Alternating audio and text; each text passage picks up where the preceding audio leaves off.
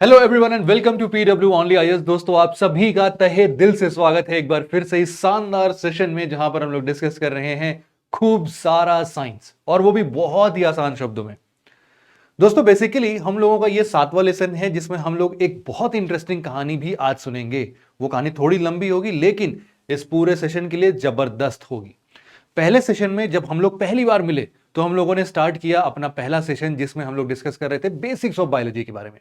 इसके बाद हम लोगों ने बायोटेक्नोलॉजी से स्टार्ट किया दूसरा सेशन। तीसरा सेशन हमारा हेल्थ एंड डिसीज के लिए था। चौथा सेशन हमारा इंफॉर्मेशन एंड कम्युनिकेशन टेक्नोलॉजी। पांचवां सेशन हमारे emerging technologies like artificial intelligence and all. छठवां यानी कि आखिरी सेशन जो था वो हमारा था एनर्जीज के ऊपर, जहां पर हम लोगों ने नॉन रिन्यूएबल और रिन्यूएबल काइंड ऑफ एनर्जीज के बारे में बात किया। आज का हमारा जो सेशन है ना, वो है न्यूक्लियर साइंस एंड टेक्नोलॉजी के ऊपर। न्यूक्लियर साइंस एंड टेक्नोलॉजी, इस पूरे कहानी के पीछे जो सबसे बड़ी भूमिका है वो कौन है? वो है डॉक्टर होमी जहांगीर बाबा जी। इनके सतत प्रयास से, या फिर इनका जो मास्टरमाइंड था ना, बहुत बार ऐसा लोग बोलते हैं कि भाई ये हमारे इंडिया के ओपेनहाइमर हैं। अरे गलत है, ओपेनहाइमर का थॉट क्लियर नहीं था। मूवी देख के आपको पता चला होगा, उनको भी नहीं समझ में आ रहा था कि इतना बड़ा एक्सपेरिमेंट करते रहे, किसके लिए करेंगे। बट होमी जहांगीर बाबा, जे बाबा जी का जो थॉट प्रोसेस था ना, वो बिल्कुल क्लियर था। और इतना क्लियर है कि 1940 से डेवलप हुआ और आज तक चला आ रहा है। इतना क्लियर थॉट था, आज भी लोग उसी थॉट पर चल रहे हैं। तो उस कहानी को समझेंगे। इसके अंदर जितने भी ऑर्गेनाइजेशंस बने हैं ना, from the very beginning IAEA, उसके बाद NSG बना, उसके बाद आप लोगों ने CTPT, बहुत सारे ऐसे प्रोलिफरेशन ट्रीटीज बने, नॉन प्रोलिफरेशन ट्रीटीज बने। इसके बाद बहुत सारे ऐसे ऑर्गेनाइजेशंस बने, NSG का ग्रुप बना। क्या है ये सब, कैसे ओरिजिनेट हुआ, इनके पीछे की कहानी एक बार अगर आप लोगों ने सुन लिया ना, तो डेफिनेटली 100% गारंटी है कि ये सारी चीजें कभी भी आप मिस नहीं करोगे, कुछ भी नहीं भूलोगे। तो एक बड़े ही आसान शब्दों में इस पूरी चीजों को डिफाइन करेंगे। उससे पहले आप लोग के लिए बस ये एक छोटी सी इंफॉर्मेशन थी कि हमारा भी रिसेंटली विश्वास दिवस, आप सबको पता है, ऑर्गेनाइज किया गया था, और इसमें बहुत सारे ऑफर्स हैं। जो भी इन सभी ऑफर्स को लेना चाहता है, इन कोर्सेज को अवेल करना चाहता है, उनके लिए गोल्डन अपॉर्चुनिटी है कि आप सब लोग इन ऑफर्स को अवेल करें। टॉपिक्स पर आइडेंटिफाई करें हम लोग। उससे पहले ना, मैं आप लोग को दिखाना चाहता हूं, हर बार की तरह इस बार भी कुछ शानदार से क्वेश्चन जो कि इस सेशन से पूछे गए हैं। और इस बार मुझे आप लोगों से रिप्लाई चाहिए भाई। आप लोग क्वेश्चन देके मस्ती में छोड़ देते हो, ऐसा कुछ नहीं है। पूरा सेशन सुनो, उसके बाद वापस आओ, इन पूरे सेशंस को अच्छे तरीके से देखने के बाद इन क्वेश्चंस को सॉल्व करो। मैं यहां पर मार्क करता चल रहा हूं, मुझे सबके आंसर चाहिए। ये है क्वेश्चन नंबर 1, और कंसीडर करना कि ये A, B, C और D लिखा है हर बार, जो कि बॉक्सेस है। ठीक है, ये है क्वेश्चन नंबर 1 जो कि 2020 में आया था। इसके बाद हम देख सकते हैं, ये है हमारा क्वेश्चन नंबर कहां गया भाई? क्वेश्चन नंबर 2 2018 में। अगेन एक क्वेश्चन 2019 का भी एक क्वेश्चन है, मैंने स्किप किया क्योंकि वो हाईली करंट अफेयर ओरिएंटेड था, इसलिए मैंने रखा नहीं है। आप लोग चाहो तो उसको भी एक बार पढ़ सकते हो। 2018 का ये क्वेश्चन, ये है हमारे लिए क्वेश्चन नंबर 2। आप सब लोग को कमेंट सेक्शन में सेशन को देखने के बाद सबको रिप्लाई करना है। ये क्वेश्चन नंबर 3 भी 2018 का ही है। ये क्वेश्चन नंबर 4 है हमारा 2017 का। क्वेश्चन नंबर 5 है 2015 का। क्वेश्चन नंबर 6 है हमारा 2012 का। और क्वेश्चन नंबर 7 है हमारा 2011 का। 7 क्वेश्चन है, सिंपल सा होमवर्क है, आप सभी को करना है। अब इसी के साथ साथ हम लोग स्टार्ट करेंगे अपना आज का सेशन, जिसमें हम लोग डिस्कस कर लेते हैं भाई कि कौन कौन से टॉपिक पर आज हम लोग चर्चा करने जा रहे हैं। हमारा प्यारा सा सुंदर सा जो टॉपिक है वो है आज न्यूक्लियर साइंस एंड टेक्नोलॉजीज। इस पूरे चैप्टर को जब भी आप लोग पढ़ते हो ना, तो मुश्किल से 3 या 4 पार्ट्स में डिवाइड करके देखोगे, ये पूरा का पूरा चैप्टर ही खत्म हो जाता है। कौन कौन से वो 4 इंपॉर्टेंट पार्ट्स हैं? सबसे पहला हम लोग बात कर सकते हैं न्यूक्लियर साइंस के बारे में। न्यूक्लियर साइंस क्या है? जिसमें हम लोग बात कर सकते हैं फिजन की या फिर फ्यूजन की। ये फिजन क्या है? फिजन रिएक्शन, तरीके से फ्यूजन रिएक्शन। एक बार हमारा न्यूक्लियर साइंस वाला फंडा क्लियर हो गया, तो फिर हम लोग इसके अच्छे उपयोगिता के ऊपर चलते हैं। उसमें सबसे पहले हम लोग पढ़ते हैं हमारा जो न्यूक्लियर पावर प्लांट्स होता है। इसके बाद हम लोग लिखते हैं अपना न्यूक्लियर रिएक्टर। ये न्यूक्लियर रिएक्टर मतलब जो इलेक्ट्रिसिटी प्रोड्यूस करने का काम करता है, ये ऐसा रिएक्टर है। अब ये रिएक्टर करता क्या है भाई, ये 3 स्टेजेस में डिफाइंड हो सकता है। एक हो सकता है हमारा प्रेशराइज्ड हैवी वाटर रिएक्टर, एक होता है फास्ट ब्रीडर रिएक्टर, और एक होता है एडवांस्ड फास्ट ब्रीडर रिएक्टर। क्या है, और इसमें इंडिजीनियस टेक्नोलॉजी इतनी शानदार लगी है कि भाई वेस्टेज नाम की चीज नहीं है यहां पे। उसको भी समझेंगे क्या बोलता है, ये बहुत इंटरेस्टिंग चीज है ये। तीसरे नंबर पर हम लोग न्यूक्लियर साइंस के अलावा न्यूक्लियर टेक्नोलॉजीज की बात करेंगे। न्यूक्लियर टेक्नोलॉजीज, अलग अलग एप्लीकेशंस की बात करेंगे कि भाई न्यूक्लियर साइंसेस को हम लोग कहां कहां पर अप्लाई कर सकते हैं। उसके बाद हम लोग आते हैं अपने स्टोरी पर। फाइनली हम लोग उस स्टोरी पर आएंगे जिस कहानी की मैं शुरुआत में इसमें चर्चा कर रहा था। हम लोग समझते हैं कि इंडिया एक इमर्जिंग न्यूक्लियर ग्रुप जो बन रहा है, इमर्जिंग न्यूक्लियर पावर बन रहा है, इसके पीछे की पूरी जर्नी क्या रही है, या फिर इसके पीछे की पूरी स्टोरी क्या रही है। अब इसी के अंदर हम लोग जितने भी हमारे ऑर्गेनाइजेशंस बने हैं उन सभी को हम लोग पढ़ लेंगे। इनके अलावा हमारा एक और मुद्दा बनता है जो कि आएगा आपका, कुछ इंटरनेशनल ऑर्गेनाइजेशंस बने हैं,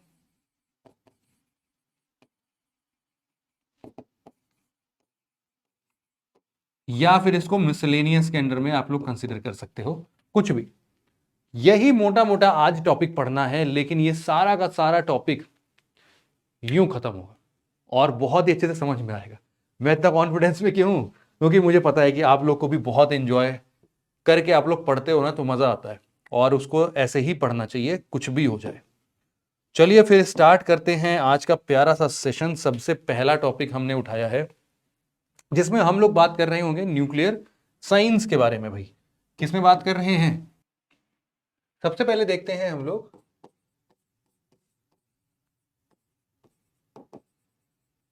न्यूक्लियर साइंस। कोई पूछे तो चुपचाप उसके कान में धीरे से आगे बता देना कि भाई न्यूक्लियर साइंस क्या होता है। सबको पता है कि भाई अगर हम लोग एटॉमिक न्यूक्लियस की स्टडी कर रहे हैं, उसी को तो बोलेंगे स्टडी ऑफ एटॉमिक न्यूक्लियस, बोल दोगे कि नहीं। अब ये एटॉमिक न्यूक्लियस का कॉम्पोजिशन क्या है, और ये आपस में एक दूसरे से इंटरैक्ट कैसे करते हैं, वही है क्या, वही कहलाएगा न्यूक्लियर साइंस। लेकिन हमारा आज का जो मुद्दा है वो पढ़ना है न्यूक्लियर एनर्जी के बारे में। भाई क्या कहता है ये न्यूक्लियर एनर्जी।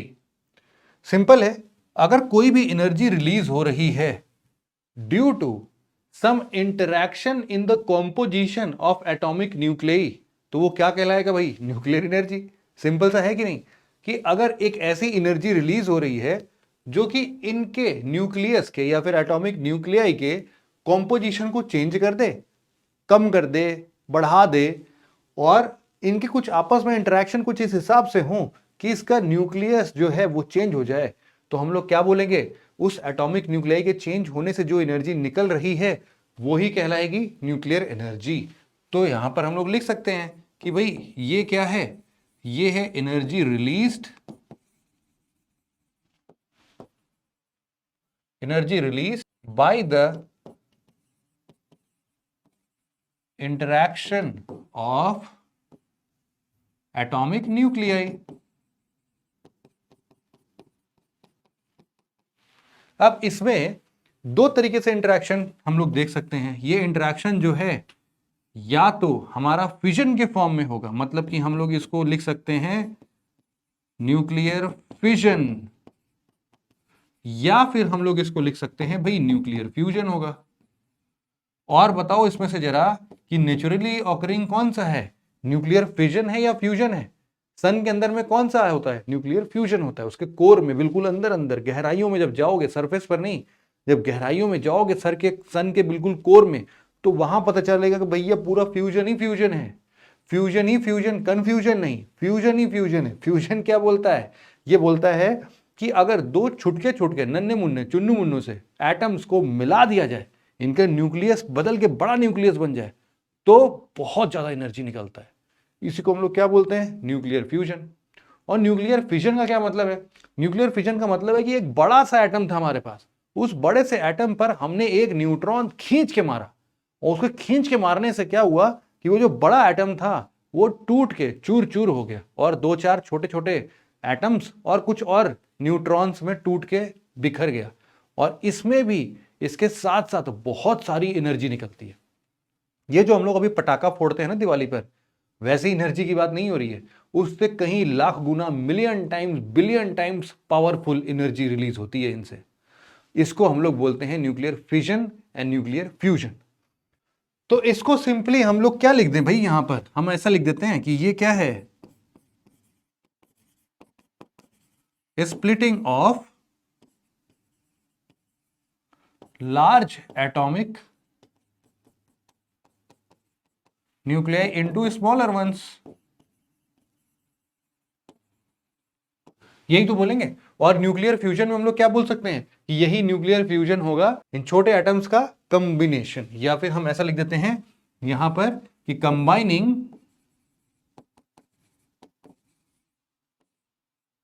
टू और मोर स्मॉल या फिर स्मॉलर एटॉमिक न्यूक्लियाई। लेकिन अब सोचो कि इन दोनों में ना बहुत बहुत ज्यादा एनर्जी निकलेगी। न्यूक्लियर फिजन से न्यूक्लियर फ्यूजन में अगर कभी आते हो ना, तो जो एनर्जी रिलीज होती है वो 3 से 4 गुना ज्यादा।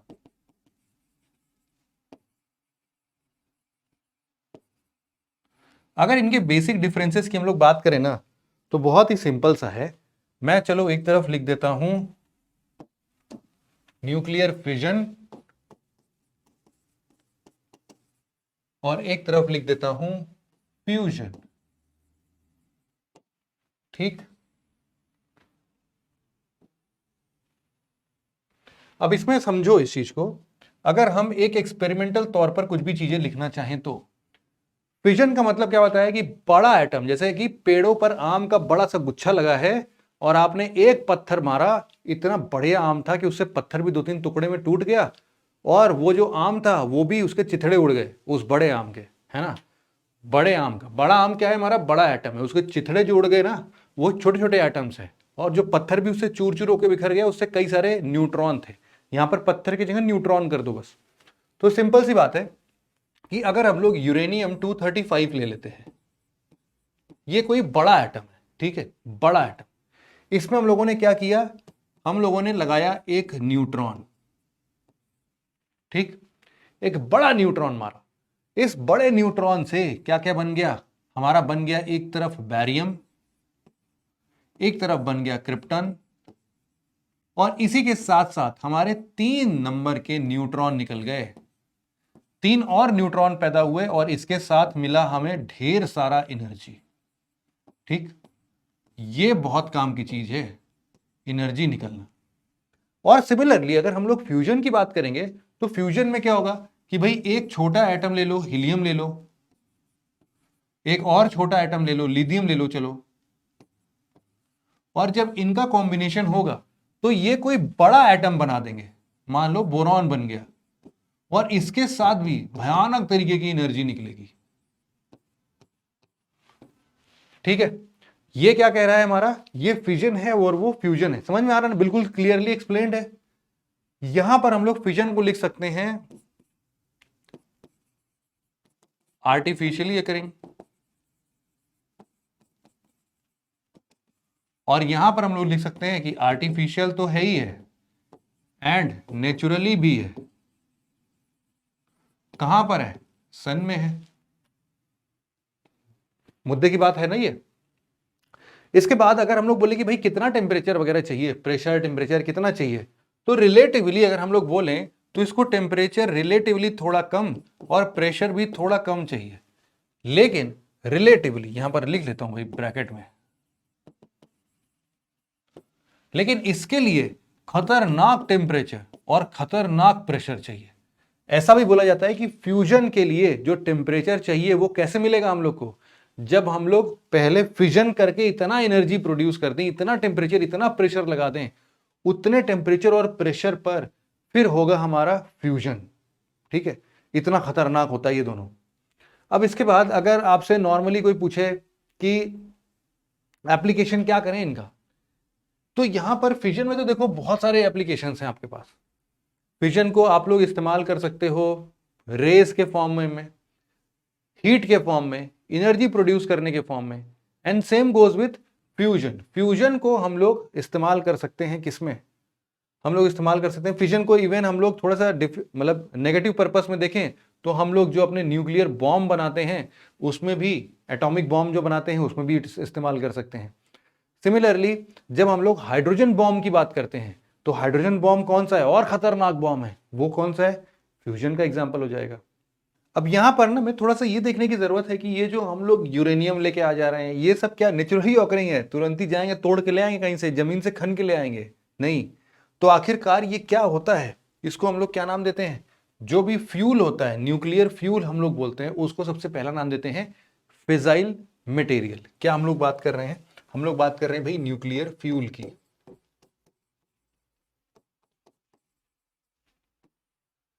न्यूक्लियर फ्यूल में आप लोग पहले लिख सकते हो फिजाइल मटेरियल। अब इसको समझने की कोशिश करना ये क्या कह रहा है। देखो फिजाइल मटेरियल का क्या मतलब है कि हम लोग को एक ऐसा एटम चाहिए, उसका न्यूक्लियस ऐसा हो कि हम लोग एक न्यूट्रॉन से स्ट्राइक करें ना वो स्प्लिट हो जाए। हर बार ऐसा नहीं होगा, ऐसा नहीं होगा कि हम हर एटम, कोई भी लप्पू झन्ना कुछ भी एटम उठाए उस पर न्यूट्रॉन फेंक के मारे और वो टूट के बिखर जाएगा, नहीं।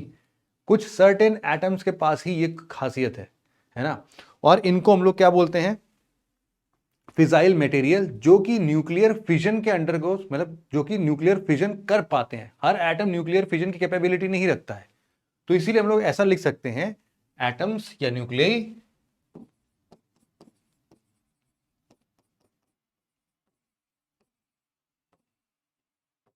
Capable of nuclear fission when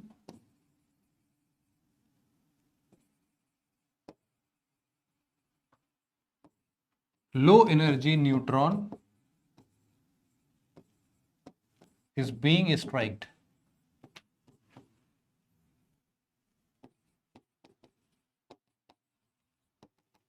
ठीक है, ये कहलाएगा फिजन मटेरियल। एग्जांपल के तौर पर क्या लिख सकते हो भैया आप लोग, एग्जांपल लिखो जरा। यूरेनियम 235 अभी तो बात ही कर रहे हैं, एक है यूरेनियम 233 भी है। इस तरीके से प्लूटोनियम है, प्लूटोनियम 239 है।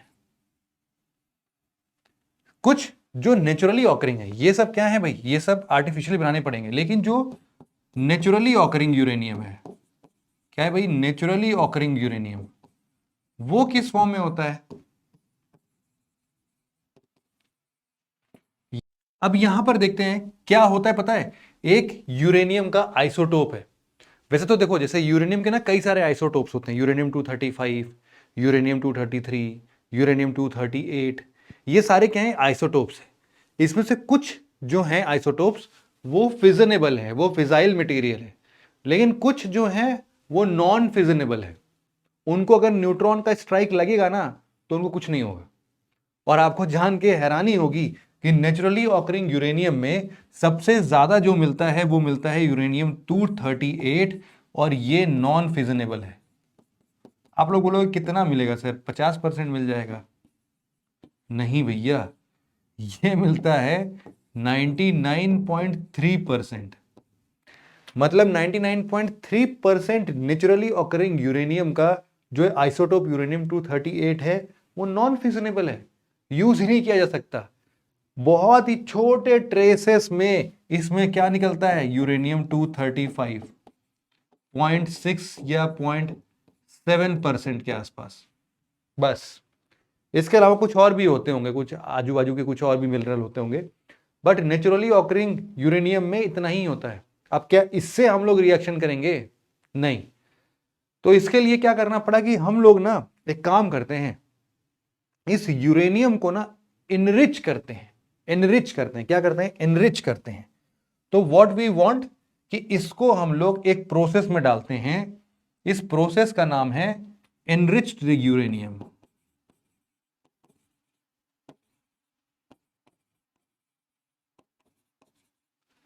ये एनरिच्ड यूरेनियम क्या करेगा? ये percentage of uranium 235, percentage of uranium 235 को इंक्रीज कर देगा। ठीक है। अब ये जिस हिसाब से एनरिच करता है, इसके दो तरीके हो सकते हैं। कौन कौन से दो तरीके हो सकते हैं भाई? एक तो पहला तरीका होगा जिसको हम लोग बोल सकते हैं लो एनरिच्ड यूरेनियम। यहां पर लिखता हूं, एक तरीका हो गया लो एनरिच्ड यूरेनियम। ठीक। ये जो लो एनरिच्ड यूरेनियम है, इसमें कितना परसेंट बढ़ा दे इसका? ये जो 0.6 से 0.7% था ना, इसको बढ़ा के हम लोग कर सकते हैं 2 से 5% के आसपास। ठीक। तो ये क्या कहलाएगा? लो एनरिच्ड यूरेनियम। इसका इस्तेमाल कहां पर करते हैं हम लोग? इसका इस्तेमाल हम लोग न्यूक्लियर रिएक्टर्स में या न्यूक्लियर पावर प्लांट में कर सकते हैं।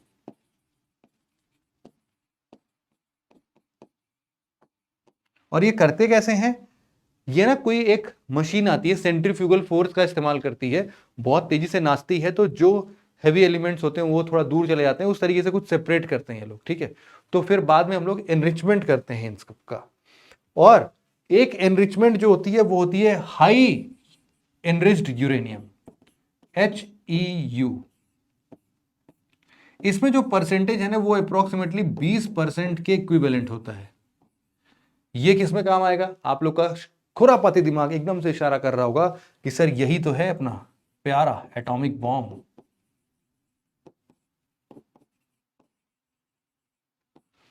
वहां पर यह काम आएगा। तो एनरिच्ड यूरेनियम भी ऐसे टाइप के हो सकते हैं। कितना परसेंट हम लोग डाल रहे हैं?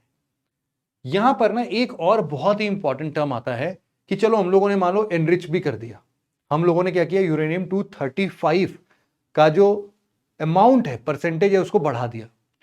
लेकिन क्या गारंटी है कि हम लोग क्या केवल यूरेनियम 235 अंदर नहीं डालेंगे भाई, थोड़ा सा मिक्सअप करके सब कुछ डालते हैं। तो क्या गारंटी है कि हम लोगों ने एक न्यूट्रॉन से स्ट्राइक कराया, उसमें से जो 3 न्यूट्रॉन निकले वो तीनों न्यूट्रॉन निकल के यूरेनियम 235 से ही टकराएंगे? वो कहीं पर टकरा गए, दीवार पर टकरा गए भाई, उसके खो गए कहीं पर, हवा में निकल गए कहीं और, क्या करोगे? तो इसीलिए एक टर्म है जो कि इन सभी चीजों को डिफाइन करता है और उसको हम लोग बोलते हैं क्रिटिकलिटी। ध्यान से सुनना इन सब चीजों को। क्रिटिकलिटी, क्रिटिकलिटी क्या है? क्रिटिकलिटी ऐसा बोल सकते हो कि एक ना न्यूट्रॉन्स का एक ऐसा बैलेंस है कि जितने न्यूट्रॉन स्ट्राइक कर रहे हैं उसमें से कुछ न्यूट्रॉन तो पक्का से किसी दूसरे यूरेनियम 235 या फिर फिजनेबल मटेरियल पर स्ट्राइक करके कुछ इलेक्ट्रॉन उसका भी निकाल रहे होंगे, उसका भी कुछ एक न्यूट्रॉन तो पक्का से किसी न किसी तीसरे यूरेनियम 235 एटम को स्ट्राइक करेगा ही करेगा। अगर ऐसी कंडीशंस बनती है तो उसको हम लोग क्या बोलते हैं? क्रिटिकलिटी। क्रिटिकलिटी अचीव करना। क्योंकि देखो हम लोग ना न्यूक्लियर रिएक्टर बनाने में क्या है भाई, क्या समझते हो आप लोग? एक न्यूट्रॉन खींच के मारना ही तो है, मार दो। एक बढ़िया से पूरा यूरेनियम का जत्था निकाला, उसमें न्यूट्रॉन का एक बम्बार्डमेंट किया हम लोगों ने। ऐसे हाथ से नहीं फेंकने को बोल रहा हूं, मतलब बोल रहा हूं मान लो कि न्यूट्रॉन गन से उसको शूट कर दिया आपने, रिएक्शन ही नहीं हुआ, एक बार विस्फोट आया, खट से बोला खत्म, उसके बाद कुछ नहीं हो रहा है।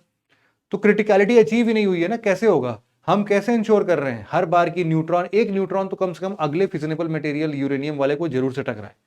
तो इसीलिए क्रिटिकलिटी को अचीव करना बहुत ज्यादा जरूरी है। ये है बैलेंस ऑफ न्यूट्रॉन।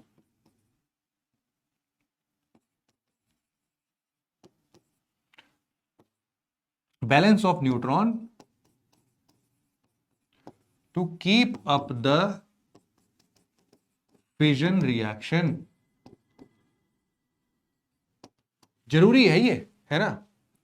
अब इंडिया के साथ में प्रॉब्लम क्या थी? इंडिया के साथ में प्रॉब्लम थी कि हमारे पास पहले हमें लगता था कि भाई यूरेनियम का ना लिमिटेड सोर्स है हमारे यहाँ पर, लिमिटेड जगह से ही हम लोग नेचुरली ऑकरिंग यूरेनियम या फिर रॉ यूरेनियम को उठा सकते हैं। लेकिन ये बात हमें पहले से ही पता थी कि भाई थोरियम का हमारे पास भंडार है, बहुत है थोरियम, कोई टेंशन ही नहीं है थोरियम के लिए। तो हम लोग हमेशा से एक ऐसा न्यूक्लियर रिएक्टर बनाना चाहते थे जो थोरियम को भी यूटिलाइज कर ले। लेकिन प्रॉब्लम क्या था थोरियम के साथ? थोरियम इज लाइक यूरेनियम 238, कुछ नहीं कर सकते उसका। तो हम लोगों ने दिमाग लगाया कि यार ये थोरियम को कहीं ना कहीं कुछ ना कुछ बेसिस पर कन्वर्ट ऐसा कर दें जिससे कि ये भी ना कुछ तो अपना फिजनेबल मटेरियल जैसा बन जाए। मतलब कि ये फिजनेबल है, अभी नहीं है, लेकिन हम ऐसा कुछ एक्सपेरिमेंट करके उसको हम फिजनेबल बना देते हैं। ठीक है, तो यहां पर दो चीजों की लड़ाई होना स्टार्ट हो गई। एक तरफ था यूरेनियम, अगर हम लोग फ्यूल की बात कर रहे हैं तो फ्यूल में एक तरफ था आपका थोरियम, या फिर पहले यूरेनियम लिख देता हूं, और दूसरे तरफ था हमारे पास थोरियम। थोरियम क्यों बोल रहे थे? क्योंकि हम लोग के कोस्टल एरियाज पर बालू मिल रहा था। उस बालू का नाम क्या है? मोनाजाइट। मोनाजाइट नाम का जो बालू था उसमें हम लोगों ने देखा कि भाई थोरियम की मात्रा ठीक ठाक है, निकाल लेंगे बढ़िया से हम लोग, और बहुत है। केरला के कोस्ट पर मोनाजाइट सैंड बहुत सारे हैं, ईस्टर्न घाट के साइड पर मोनाजाइट एकदम इफरात पड़े हुए हैं। तो इसीलिए इसका इस्तेमाल करना बहुत जरूरी है ना। इसीलिए हम लोग थोरियम का इस्तेमाल कैसे करें, इसको सुनिश्चित करने के लिए हमारे महान साइंटिस्ट होमी जहांगीर बाबा जी ने इसके बारे में एक पूरा, आप बोल सकते हो, एक स्टेज डिफाइन किया कि भाई अगर हमें थोरियम इस्तेमाल करना है तो हमें 3 स्टेज रिएक्टर की जरूरत पड़ेगी, and that will serve our purpose. कैसे समझते हैं उस चीज को भी। यहां पर यूरेनियम के हिसाब से क्या माना जाता है भाई कि यूरेनियम के पास में अप्रोक्सीमेटली हमारे इंडिया में कम से कम ऐसा कुछ 5 लाख से ज्यादा, 5 लाख टन से ज्यादा यूरेनियम रिजर्व प्रेजेंट है। ठीक है, लेकिन वही बात है कि अब अपने आप में ना लिमिटेशंस हैं। क्यों? क्योंकि 2800 टन ऑफ यूरेनियम लगभग हर साल इस्तेमाल हो जाते हैं। तो आप कैलकुलेट कर सकते हो कि ज्यादा साल का गेम है नहीं है। अगर उस हिसाब से इस यूरेनियम को यूटिलाइज करेंगे तो आगे आने वाले कुछ सालों में यूरेनियम खत्म हो जाएगा।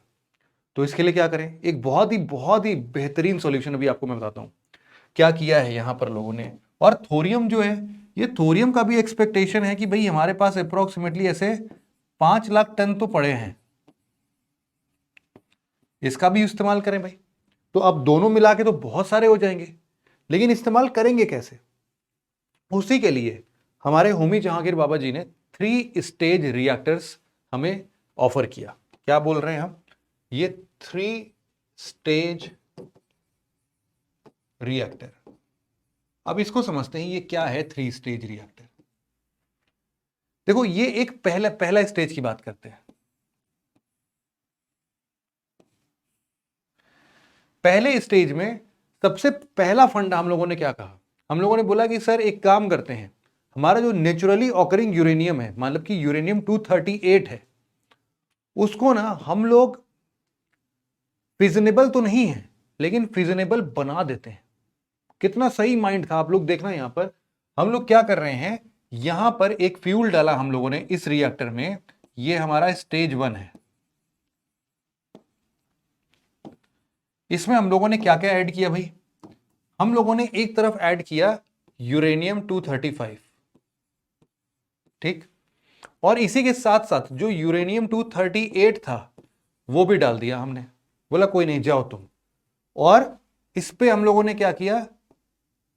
न्यूट्रॉन का बम्बार्डमेंट चालू कर दिया।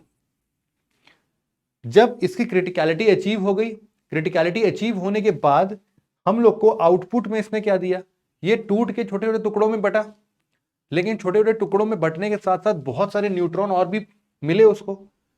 ये जो यूरेनियम 235 से न्यूट्रॉन स्ट्राइक होने के बाद 2-3 न्यूट्रॉन निकल रहे थे ना, वो एक न्यूट्रॉन इसके साथ जा मिला। वो एक न्यूट्रॉन भाई इसके साथ जा मिला, इसको ना एक न्यूट्रॉन मिल गया, और ये किस में कन्वर्ट हो गया? ये कन्वर्ट हो गया प्लूटोनियम 239 में। और ये जो प्लूटोनियम 239 है ना, ये फिजनेबल है।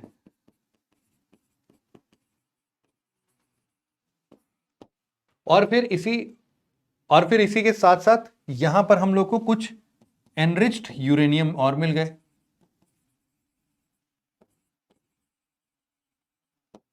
मतलब हम लोगों ने क्या बनाया क्या अभी तक। तो अब इस पूरे रिएक्शन से आप समझो कि हम लोगों ने यहां पर यूरेनियम 235, यूरेनियम 238 नेचुरली ऑकरिंग डाल दिया भाई, कि जरूरत ही नहीं है भाई, हम लोग एनरिच ही नहीं करेंगे अपने फ्यूल को, ऐसे ही डाल देंगे। उसका न्यूट्रॉन यूज करके उसको एक फिजनेबल मटेरियल में डाल देंगे। मतलब कि स्टेज 1 का आउटपुट क्या निकल रहा है हमारा, प्लूटोनियम 239, जो कि फिजनेबल है। अब इसी प्लूटोनियम 239 को हम लोग क्या करेंगे भाई, अपने स्टेज 2 में डाल देंगे। ये एक दूसरा रिएक्टर है, इसको बोल रहे हैं स्टेज 2। हम लोग क्या कर रहे हैं, अपना यही प्लूटोनियम फिजनेबल जो था ये यहां पर इनपुट दे दिया। इसके साथ साथ हम लोगों ने थोड़ा सा यहां पर भी यूरेनियम ऑक्साइड मिलाया, प्लूटोनियम ऑक्साइड मिलाया। मतलब प्लूटोनियम का ऑक्साइड फॉर्म, यूरेनियम का ऑक्साइड फॉर्म, ऐसा भी लिख सकते हो आप। प्लूटोनियम का ऑक्साइड, यूरेनियम का ऑक्साइड, ये सब ऑक्साइड्स यहां पर जब लगाए हम लोगों ने, मतलब नेचुरली ऑकरिंग यही सब मिलते हैं हम लोग को, है ना। जब इन दोनों का रिएक्शन हुआ, इस पे न्यूट्रॉन स्ट्राइक हुआ, तो हम लोग को रिजल्टेंट तौर पर क्या मिला भाई, रिजल्टेंट तौर पर हम लोग को मिला यूरेनियम 233। ये यूरेनियम 233 भी अपने आप में फिजनेबल है। इसमें ऐसा हो रहा है ना कि जितना फ्यूल हम लोग डाल रहे हैं उससे ज्यादा फ्यूल तो हम एक्सट्रैक्ट कर ले रहे हैं। समझ रहे हो आप। मतलब कि इसीलिए इस जो सेकेंड स्टेज है इसको हम लोग बोलते हैं fast breeder reactor. Breeder reactor का क्या मतलब है कि ये ब्रीड कर रहा है फ्यूल। जितना फ्यूल हमने इनपुट नहीं दिया उससे ज्यादा फ्यूल तो ये हमें बना के दे रहा है भाई। तो ये कितना प्रॉफिटेबल है। और साथ में, अच्छा इन सब में साथ में मैं नहीं लिख रहा हूं भाई, इन सबके साथ में अपना क्या निकल रहा है, एनर्जी तो निकल ही रहा है। उस एनर्जी का यूटिलाइजेशन हमने स्टेज 1 में कर दिया। स्टेज 1 का जो आउटपुट निकला उसको भी हमने कन्वर्जन किया, और यहां पर भी हम लोगों ने एनर्जी को यूटिलाइज किया। ये स्टेज 1 है, स्टेज 2 है। एक नाम और लिख देता हूं कि ये जो स्टेज 1 है इसको हम लोग बोलते हैं प्रेशराइज्ड हैवी वाटर रिएक्टर। क्या नाम देते हैं, प्रेशराइज्ड हैवी वाटर रिएक्टर। ऐसा क्यों बोलते हैं, क्योंकि देखो दो चीजें होती हैं रिएक्टर में, आप लोग समझना इस चीज को। एक होता है कंट्रोल रॉड्स और एक होता है मॉडरेटर। क्या मतलब है इसका, इस केस में हम लोग हैवी वाटर का मतलब है, उसका फॉर्मूला होता है D2O, हैवी वाटर है ये। इसी को हम लोग एज ए मॉडरेटर इस्तेमाल कर रहे हैं, और इसी को हम लोग एज ए कूलेंट इस्तेमाल कर रहे हैं। यहां पर अब आप समझना जरा, इसको इस कलर से लिखता हूं। क्या बोला मैंने, एक हो सकता है अपने पास कंट्रोल रॉड। कंट्रोल रॉड्स जो होते हैं ना, ये न्यूट्रॉन एब्जॉर्बिंग रॉड्स होते हैं। क्या होते हैं, न्यूट्रॉन एब्जॉर्बिंग रॉड्स। तो इनका काम क्या होगा भाई, ये इस रिएक्शन चैम्बर में रॉड्स के जैसे होते हैं। किसके हो सकते हैं, ये मान लो कोई भी बोरॉन हो सकता है, कैडमियम का हो सकता है। तो ये बोरॉन, कैडमियम, इन सब का क्या होगा, न्यूट्रॉन एब्जॉर्बिंग रॉड होगा। न्यूट्रॉन बहुत ज्यादा निकल रहे होंगे तो उनको एब्जॉर्ब कर लेगा खट से। अब उसका कितना एलिमेंट आपको ऊपर करना है, ज्यादा एब्जॉर्ब करना है, कम एब्जॉर्ब करना है, उस रिएक्शन को बंद ही कर देना है, ये सारा किससे आप मैनेज कर सकते हैं, कंट्रोल रॉड से कर सकते हैं। फिर एक आता है मॉडरेटर, यहां पर लिखा हुआ है, इसी को मैं लिखता हूं। ये मॉडरेटर क्या है भाई, फिर मॉडरेटर का काम है टू स्लो डाउन न्यूट्रॉन। लगभग लगभग दोनों का काम वैसा ही है। तो जो न्यूट्रॉन निकल रहा है ना, उसको थोड़ा सा स्लो डाउन करना है। वो बहुत तेजी से निकलकर और भयानक रिएक्शन करने जा रहा था, हमने उसको थोड़ा धीमा कर दिया, एनर्जी कम कर दी। ठीक है, एक न्यूट्रॉन को एब्जॉर्ब कर ले रहा है, एक दूसरा तरीके से अगर हम उसको कंट्रोल करना चाहते हैं तो क्या है, मॉडरेटर। मॉडरेटर क्या करता है, न्यूट्रॉन की स्पीड को, जिस स्पीड से वो स्ट्राइक करने जा रहे थे उसको धीमा कर देता है। तो इसमें हम लोग वैसे D2O वगैरह लेते हैं, सबसे बढ़िया तो यही काम कर रहा है। D2O मतलब हैवी वाटर। इसके अलावा ग्रेफाइट, बेरिलियम ऑक्साइड, ये सब भी इस्तेमाल कर सकते हो आप लोग। ग्रेफाइट हो गया या फिर बेरिलियम ऑक्साइड, ये सब का इस्तेमाल हो सकता है, ठीक है। तो ये अपना हो गया क्या चीज, मॉडरेटर। कूलेंट क्या है, कूलेंट भी सिंपल सा है यार, कि इतना ज्यादा एनर्जी प्रोड्यूस हो रहा है, इतना ज्यादा हीट प्रोड्यूस हो रहा है, तो जायज सी बात है कुछ कूलेंट वगैरह लगा के चल सकते हैं। तो हम गैस कूल भी कर सकते हैं उसको, वाटर कूल भी कर सकते हैं। यहां पर कूलेंट के यहां पर हैवी वाटर लगा दिया। हैवी वाटर क्यों, क्योंकि वो ज्यादा हीट एब्जॉर्व करके निकाल देता है, तो जल्दी ठंडा कर देता है। तो ये कूलेंट लगा दिया हमने, सिंपल था, है ना। जिस हिसाब से इसको प्रेशराइज्ड हैवी वाटर रिएक्टर बोल रहे थे हम लोग, ये प्रेशराइज्ड हैवी वाटर रिएक्टर है, ठीक। इसी तरीके से जो ये वाला सेगमेंट है, सेकेंड स्टेज, इसको हम लोग क्या नाम देते हैं, फास्ट ब्रीडर रिएक्टर।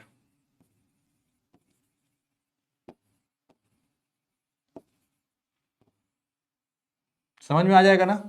ये क्या है, ये स्टेज 2 है।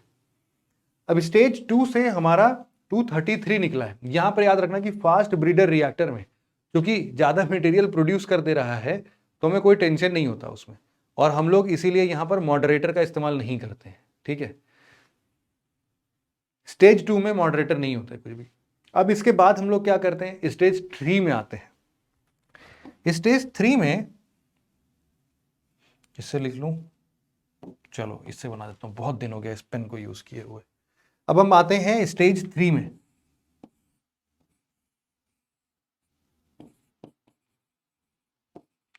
स्टेज 3 में हम लोग क्या ऐड कर रहे हैं, क्या निकला है, यूरेनियम 233। तो यूरेनियम 233 अपने आप में भाई फिजिबल है, फिजनेबल है, तो ये तो डायरेक्ट चला गया।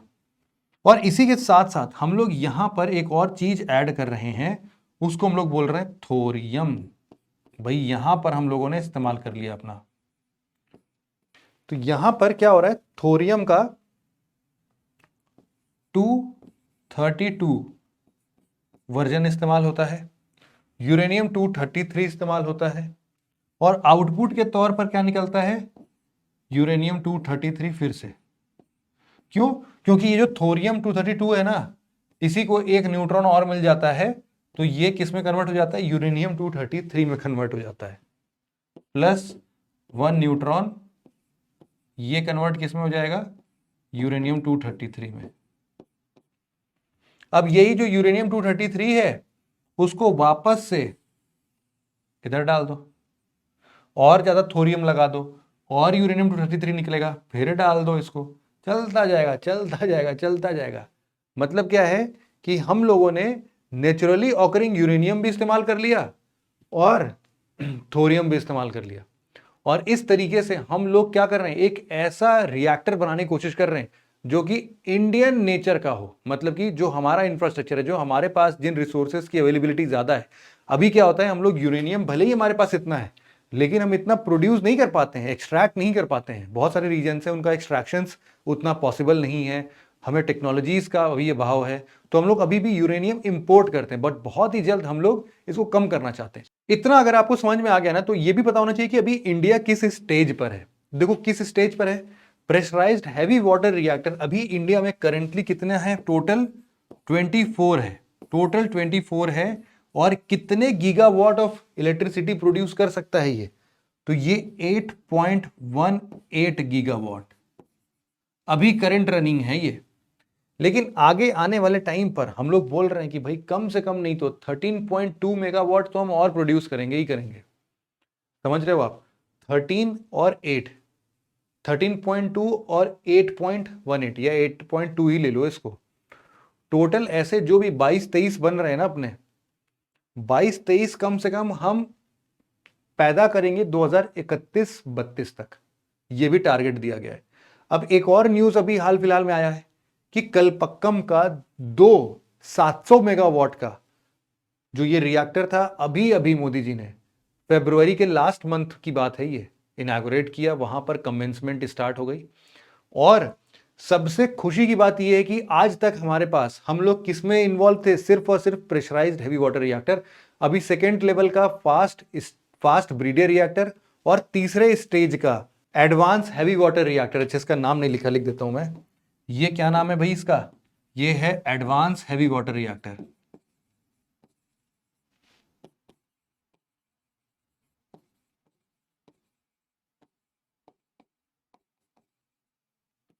ये भी अभी तक डेवलप नहीं हुआ है, ठीक है, ये भी नहीं डेवलप हुआ है और आगे चल के होगा।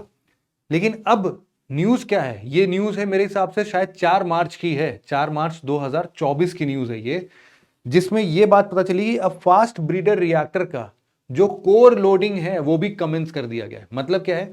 कोर लोडिंग जो है, this is a prior step of achieving criticality. Criticality achieve करने से जस्ट पहला स्टेज क्या है? उससे पहले का कोर लोडिंग का स्टेज है। तो अभी अभी हमारे प्राइम मिनिस्टर साहब श्री नरेंद्र मोदी जी वहां पर गए। ये कहां पर? कलपक्कम, तमिलनाडु। वहां पर ये जो प्रेशराइज्ड हैवी वाटर रिएक्टर था, कलपक्कम में ही दो नए अभी पावर रिएक्टर स्टार्ट किए गए 700 मेगावाट के, और टोटल अभी हमारे पास 24 हो गए उसको लेके। ये अनुमानित है कि अगले 5-6 साल में, 7 सालों में हमें, मतलब 2032 तक, 32 तक बोले तो 8 साल हो गया, 2030-32 तक हमें ऐसे 18 और पावर प्लांट स्टार्ट कर देने हैं, पावर रिएक्टर या न्यूक्लियर रिएक्टर स्टार्ट कर देने हैं। इसमें से कुछ रिएक्टर्स जो हैं वो प्रेशराइज्ड हैवी वाटर रिएक्टर होगा, और इन्हीं में से कुछ रिएक्टर छोटे लेवल पर ही 300 मेगावाट की ही बिजली पैदा करेंगे, लेकिन वो होंगे fast breeder reactor. Fast breeder reactor का कोर लोडिंग ऑलरेडी हो चुका है, अब बस अगला स्टेज आएगा ही इसमें कि हम इसका क्रिटिकलिटी भी अचीव कर चुके हैं। वंस द क्रिटिकलिटी अचीव्ड, मतलब कि हमारा फास्ट ब्रीडर रिएक्टर जो अभी तक नहीं तैयार था वो भी तैयार हो जाएगा। एंड दैट इज वाई मैं बोल रहा हूं कि इस बार का क्वेश्चन, इससे आने की संभावना बहुत ज्यादा है, क्योंकि ये पूरे हिस्ट्री में ना पहली बार हो रहा है ऐसा। इन सब की कल्पना कब की गई थी? 1940s में। अब वो टाइम आया है लगभग लगभग 80-85 साल बाद, जब हम लोग पहली बार अपना फास्ट ब्रीडर रिएक्टर स्टार्ट करेंगे। इसीलिए इस पूरे कॉन्सेप्ट को समझना बहुत ज्यादा जरूरी है। समझ गए आप लोग? ये है fast breeder reactor. Core loading अभी हो गया, क्रिटिकलिटी जल्द ही अचीव हो जाएगा। आई थिंक आपका stage 1, stage 2, stage 3 is all clear. हमारा रिएक्टर वाला फंडा भी ऑल क्लियर। इसी में एक और कॉन्सेप्ट हम ऐड करते हैं, उसको हम लोग बोलते हैं स्मॉल मॉड्यूलर रिएक्टर। वो थोड़ा अलग सा है ना? क्या बोला मैंने? उसको इस पेन से लिखते हैं। वो है हमारा चौथा, मान लो चौथा टाइप है। वो इन स्टेजेस से उनको कोई लेना देना नहीं है, ठीक है? उसको हम लोग बोलते हैं स्मॉल मॉड्यूलर रिएक्टर। क्या है भाई ये स्मॉल मॉड्यूलर रिएक्टर? सिंपल समझो। स्मॉल क्यों बोल रहे हैं? क्योंकि इसकी जो कैपेसिटी है इलेक्ट्रिसिटी प्रोड्यूस करने की, वो है अप टू 300 मेगावाट बस, ठीक। मॉड्यूलर क्यों बोल रहे हैं? मॉड्यूलर किचन क्यों बोलते हैं? मॉड्यूलर किचन क्या होता है भाई? हम लोग ना अपने हिसाब से जहां पर जिस चीज की जरूरत होती है उस कंपार्टमेंट को ऐड कर देते हैं कि भाई यहां प्लेट रखने की जरूरत है, चलो भाई यहां पर प्लेट रखेंगे। यहां पर माइक्रोवेव ओवन रखने का है तो माइक्रोवेव ओवन रखेंगे। यहां पर हमारी छोटी कटोरियां आएंगी, यहां पर ग्लास आएगा। ये क्या कहलाता है? Modular kitchen. समझ लो उसी तरीके से कि यहां पर मॉड्यूलर वर्ड का भी मतलब मोटा मोटा वही है कि हम इसको रीअसेंबल कर सकते हैं। मतलब कि इसके छोटे छोटे पीसेस में टेक्नोलॉजीज के अलग अलग कंपार्टमेंट्स लेके जाओ कहीं पर, वहां पर उसको सब रीअसेंबल करो, फिट करो, स्टार्ट कर दो। बन गया अपना क्या? Modular reactor. न्यूक्लियर रिएक्टर तैयार हो जाएगा। छोटा रिएक्टर, उतना टेंशन नहीं है। और रिएक्टर क्यों बोल रहे हैं? रिएक्टर इसलिए बोल रहे हैं क्योंकि यहां पर यार फिजन होगा, न्यूक्लियर फिजन होगा। तो ये जो पूरा फंडा है ये कहलाता है स्मॉल मॉड्यूलर रिएक्टर का। तो इस पर भी अभी बहुत तेजी से काम चल रहा है अपना। याद रखना बस कि अप टू 300 मेगावाट तक के ही बिजली उत्पादन में ये स्मॉल मॉड्यूलर रिएक्टर काम आएगा, है ना? ये अपना फंडा हो गया एक और तरीके।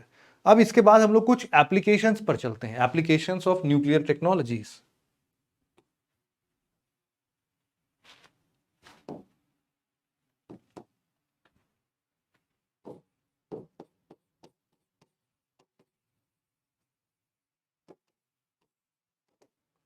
इसमें सबसे पहले हम लोग बात करते हैं ITER की।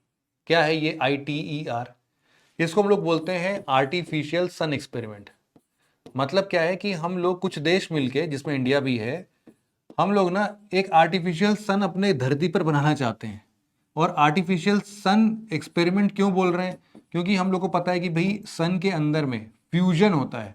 तो अभी तक जितने भी हमारे रिएक्टर्स हैं ना, उस सब में हम लोगों ने अभी तक फिजन अचीव किया है।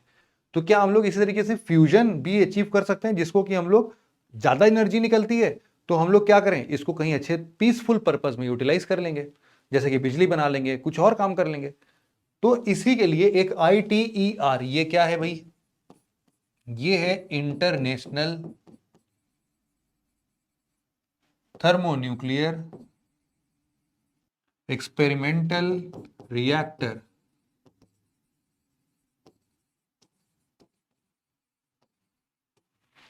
क्या कहता है ये? International thermonuclear experimental reactor. Actual में ना ये 7 देशों का समूह है। ये कहां पर बन रहा है? ये एक्चुअल में बन रहा है फ्रांस के अंदर में। ठीक, जो इसके 7 नेशन है, ये जो है एक 7 नेशन। ये 7 नेशन कौन कौन से हैं भाई? ये है हमारे पास, सबसे पहले है यूके। और यूके अलग कलर से लिखता हूं, बाकी सारे एक कलर से होंगे, पता चल जाएगा क्यों। यूके के बाद वही अपना USA, रशिया, फिर अपना इंडिया, जापान, चाइना और साउथ कोरिया। इतने सारे लोग हैं। अब इसमें यूके को अलग रंग से क्यों लिखा था? क्योंकि इस पूरे एक्सपेरिमेंटल रिएक्टर का खर्चा पानी कौन देगा? यही सब लोग मिलके देंगे। और चूंकि फ्रांस में मौजूद है, इसीलिए फ्रांस को फायदा ज्यादा होगा, इसीलिए फ्रांस का पैसा ज्यादा लगेगा, मतलब यूके का पैसा ज्यादा लगेगा। तो यूके जो है, इसीलिए वहां पर अपना लगभग लगभग 40% कॉन्ट्रीब्यूशन दे रहा है। जितना खर्चा पानी है उसका 40% खर्चा कौन देगा? यूके देगा। उसके बाद ये जो बाकी लोग बचे हैं, वो लोग अपने अपने हिस्से का 10-10% दे देंगे सब लोग। इंडिया भी दे रहा है अपने हिस्से का 10%।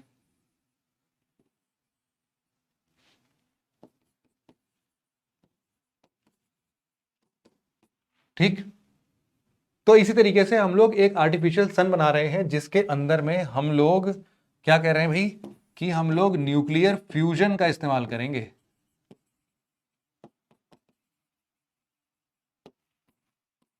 इसी का ना एक छोटा भाई भी है, जो कि चाइना के अंदर बिल्ड हो रहा है भैया। इसका नाम है ईस्ट।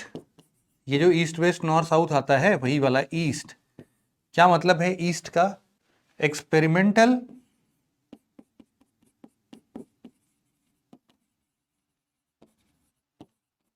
एडवांस्ड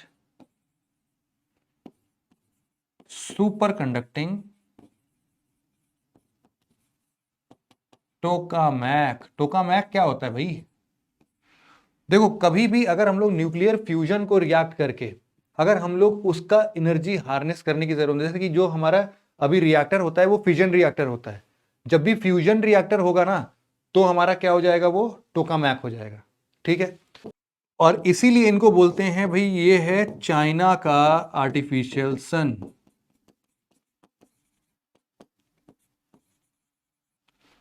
ये पार्ट ऑफ अपना ITER ही है। चाइना अपना खुद बना रहा है ITER के अंदर में। अब इसने क्या अचीव कर लिया? ऐसा क्यों पढ़ा रहा हूं मैं? सन का जो टेम्परेचर है वो अप्रोक्सीमेटली जाता है 16 मिलियन डिग्री सेल्सियस। इन भाई साहब नहीं है, मतलब इस प्रोजेक्ट के अंदर में इन्होंने कम से कम 20 सेकंड के लिए ना 10 टाइम्स हॉटर देन सन टेम्परेचर प्रोड्यूस किया है। 160 million degree Celsius temperature 20 second के लिए अचीव किया था, और 130 मिलियन डिग्री सेल्सियस लगभग 100-101 सेकंड के लिए अचीव किया था। तो अल्टीमेट टेम्परेचर और प्रेशर बिल्ड करके इन्होंने चाइना का आर्टिफिशियल सन लगभग लगभग अब बना ही दिया है। तो फ्यूजन मटेरियल के साथ भी, या फिर न्यूक्लियर फ्यूजन का भी यूज कर सकते हैं अब आज के डेट में हम लोग। ठीक है, ये बात समझ में आ गया। इंडिया का भी ऐसा कोई टोकामैक है क्या? टोकामैक क्या है? टोकामैक वही कोई भी फ्यूजन जैसा मटेरियल, मतलब फ्यूजन रिएक्शन का यूज करके अगर हम लोग उसको यूटिलाइज कर रहे हैं, तो वो टोकामैक कहलाता है। तो यहां पर ना लिखना इस चीज को आप लोग, कि इंडिया में भी ऐसा ही कुछ हो रहा है। इंडिया में क्या हो रहा है भाई, इंडिया में भी एक ऐसा ही एक्सपेरिमेंट ITER जैसा ही खुद भी हो रहा है। उसको हम लोग लिखते हैं, इंडिया के अंदर में एक इंस्टीट्यूट ऑफ प्लाज्मा रिसर्च है। क्या है? IPR। क्या है भाई? IPR। ये है इंस्टीट्यूट ऑफ प्लाज्मा रिसर्च।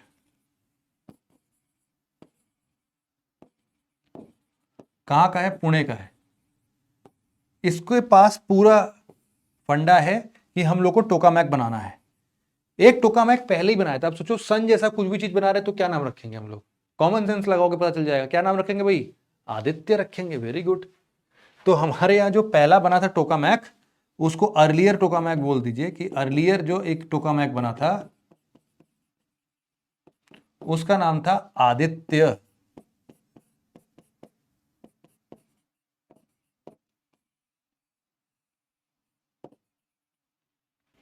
और इसी के साथ साथ अब एक नया भी आ गया है इनका, उसको हम लोग बोलते हैं SST-1। ये क्या है? Steady state super conducting T for tokamak.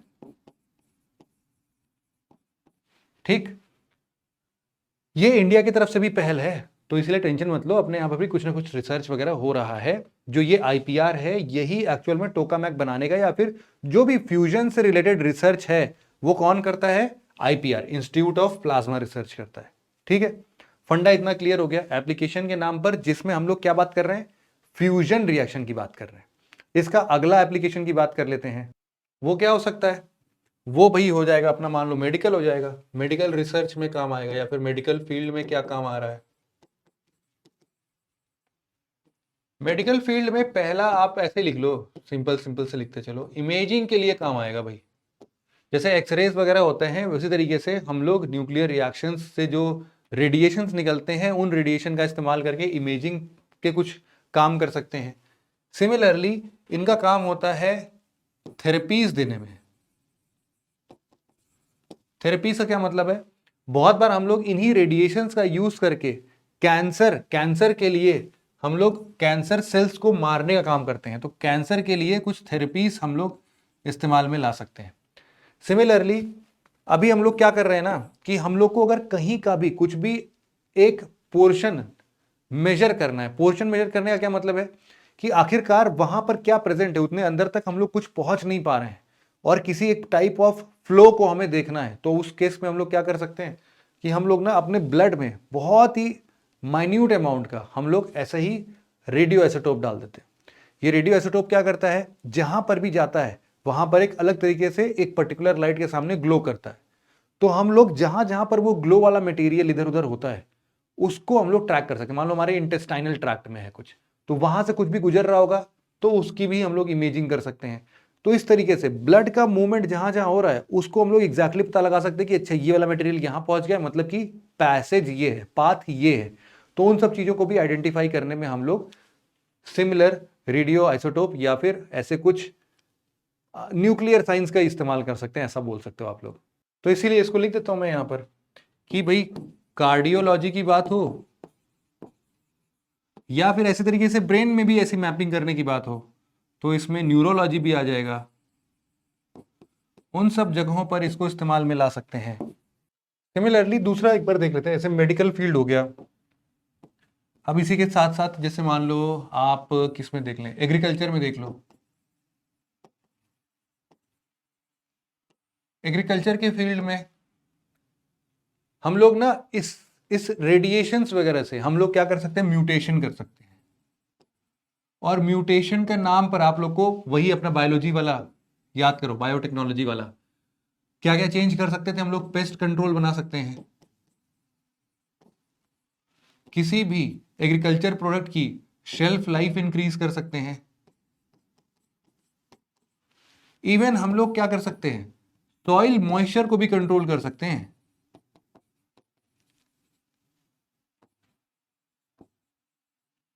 अगर हम लोग इसी तरीके से स्पेस की बात करें, तो स्पेस की भी स्टडी होती है भाई। जैसे जब स्टार डाई होता है, जब सन बर्स्ट होता है, तो आपको भी पता है वो सब किस चीज से चलते हैं, न्यूक्लियर फ्यूजन रिएक्शन से ही चलते हैं। तो उन चीजों की स्टडी करना है, स्पेस में अलग एक्सरे प्रोब मिशन वगैरह हम लोग भेज रहे हैं, तो इन सबसे इमेजिंग जो होगी ना वो उसी हिसाब से होगी कि हम लोग फ्यूजन और फिजन रिएक्शन तो नहीं है, लेकिन हाँ फ्यूजन रिएक्शन को बहुत अच्छे तरीके से स्टडी कर सकते हैं।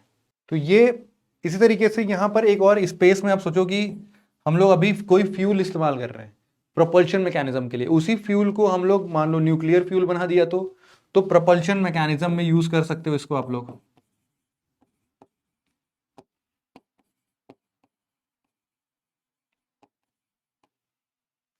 सिमिलरली हम लोग अपने फूड के लिए भी, कि फूड कंटेमिनेटेड है, वाटर प्यूरिफिकेशन, बहुत सारी चीजें हैं जिसमें हम लोग इन रेज का, रेडिएशंस का इस्तेमाल करके उन सबको कर सकते हैं। तो अब हम ना फाइनली आते हैं अपने सबसे इंटरेस्टिंग कहानी के ऊपर।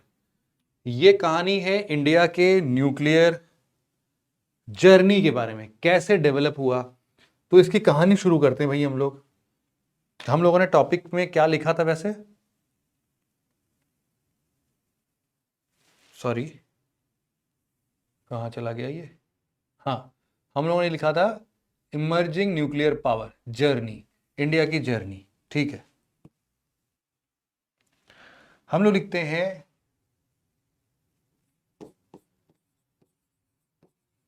Nuclear journey of India.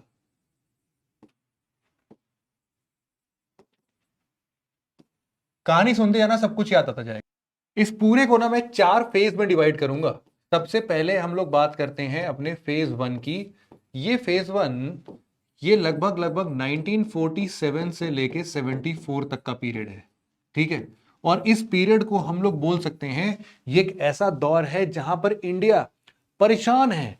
किस चीज से परेशान है? अभी अभी हिरोशिमा नागासाकी पर वर्ल्ड वॉर 2 के बाद में इतना बड़ा हादसा हुआ है। इंडिया चाहता नहीं है ये सब कुछ भी हो, बहुत ही पीसफुल तरीके से न्यूक्लियर पावर का इस्तेमाल हो, इंडिया इसी को बनाना चाहता है और इसी के तहत वो पूरा रोड मैप तैयार करने की बात करता है। तो ये वो समय है जब इंडिया पीसफुल पर्पस के लिए अपना पूरा न्यूक्लियर पावर डेवलप करना चाहता था। मैं ऐसा लिख सकता हूं यहां पर, डेवलपिंग पीसफुल न्यूक्लियर पावर। अब पहला इवेंट हमने क्या कैटेगराइज किया इसको भाई, पहला इवेंट हमने बोला कि भाई सबसे खतरनाक तरीके से क्या आया भाई, 1945 का। ये वर्ल्ड वॉर 2 के टाइम का बात है जब एटॉमिक बॉम्ब को इस्तेमाल किया गया। और ये किसके तरफ से था? ये था यूएसए की तरफ से। वर्ल्ड वॉर 2 खत्म होता है और फिर यहां से स्टार्ट होता है एक जमाना जिसको हम लोग बोलते हैं कोल्ड वॉर। और इस कोल्ड वॉर में एक युद्ध छिड़ गई इस तरीके से कि भाई जिस हिसाब से यूएसए के पास ये न्यूक्लियर बॉम्ब है, हमारे पास क्यों नहीं है यार, हम भी बनाएंगे इसको। और इसमें सबसे पहले लड़ाई करने के लिए कौन आएगा? कोल्ड वॉर किनके बीच में हुआ था? यूएसए और यूएसएसआर। तो एनी हाउ यूएसएसआर को भाई ये टेक्नोलॉजी चाहिए ही चाहिए। तो 1945 में ये एटॉमिक बॉम्ब किसके पास था? यूएसए के पास आ गया। लेकिन इंडिया जो था ना, इन सभी चीजों से परेशान था। उसको चाहिए कि नहीं, अपने पास ना यार कोई मतलब पीसफुल पर्पस होना चाहिए। पीसफुल पर्पस होगा तभी हम लोग अच्छे से काम कर पाएंगे। और इन्हीं सब बातों को देखते हुए जैसे ही हमारा देश आजाद होता है 1947 में, इंडिपेंडेंस मिलता है हमें, हम लोग बिना देरी किए हुए 1948 में एक बॉडी बनाते हैं जिसका नाम है AEC, मतलब कि एटॉमिक एनर्जी कमीशन। अब आप लोग अंदाजा लगा सकते हो कि यह कमीशन किसके द्वारा रन किया गया होगा? The one and only father of our Indian nuclear power, doctor Homi Jahangir Bhabha. तो मैं इसको लिख देता हूं,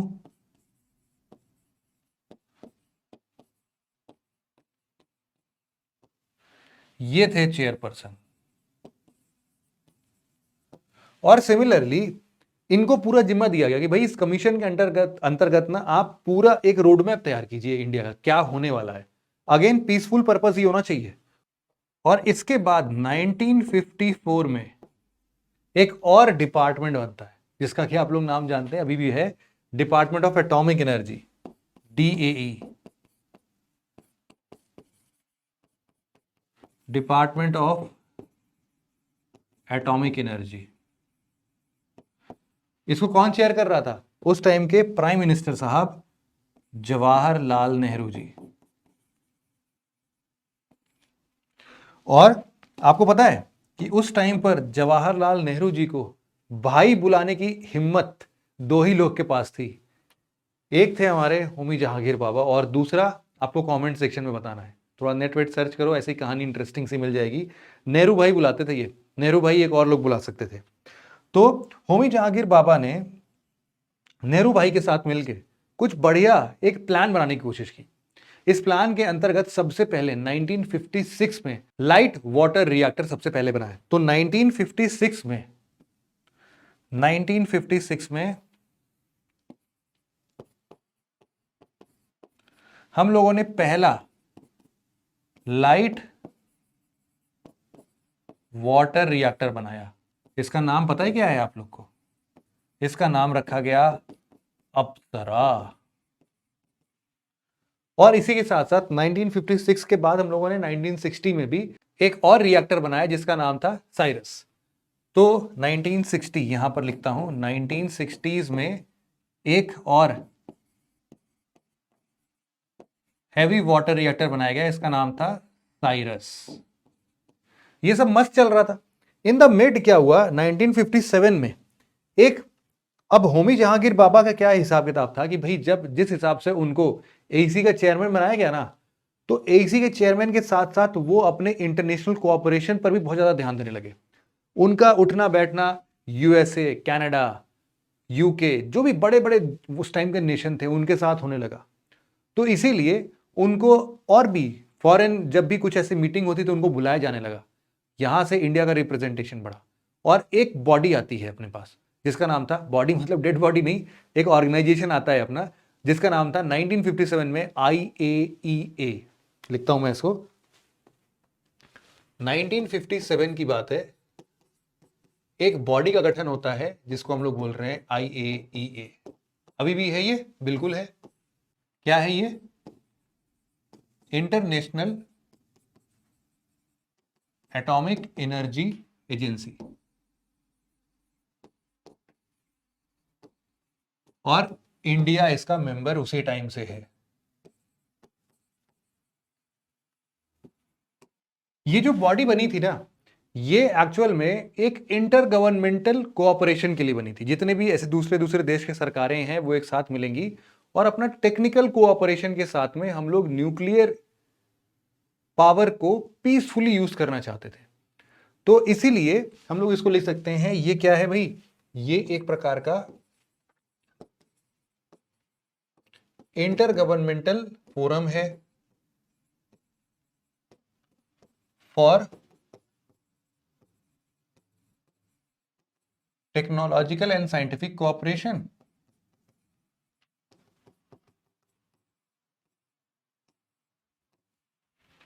for technological and scientific cooperation in peaceful research.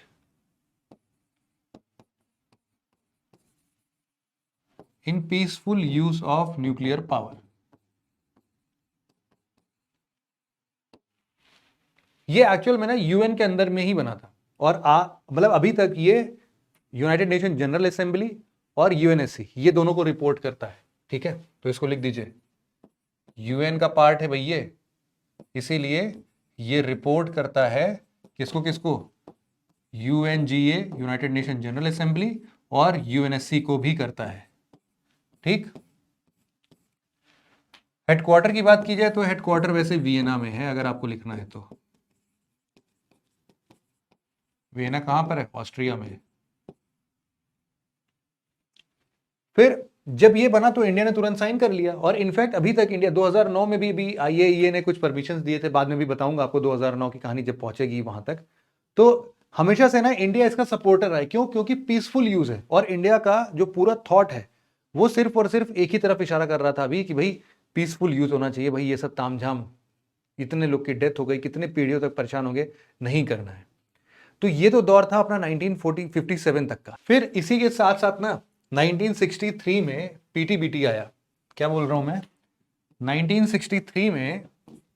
1963 में आया पीटीबीटी। क्या है भैया पीटीबीटी? ये है पार्शियल टेस्ट बैन ट्रीटी। क्या नाम है? Partial test ban treaty. India sign करेगा? बिल्कुल करेगा, क्योंकि पार्शियल टेस्ट बैन ट्रीटी क्या बोलता था कि भाई न्यूक्लियर वेपन का जो टेस्ट कर रहे हो ना, ये दो जगह नहीं होना चाहिए। एक तो पानी के अंदर मत कर लेना कभी गलती से भी, और साथ ही साथ स्पेस में मत करना कभी भी। तो इंडिया तो ऑलरेडी पीसफुल, उसके लिए तो कोई दिक्कत ही नहीं है। वो बोल रहा है बिल्कुल सही बात है भाई, कि न्यूक्लियर वेपन का कभी भी टेस्ट कहां नहीं होना चाहिए? पानी में नहीं होना चाहिए और स्पेस में नहीं होना चाहिए। तो कहां कहां पर बैन कर दिया इसने? Banned nuclear weapon test in space and water body.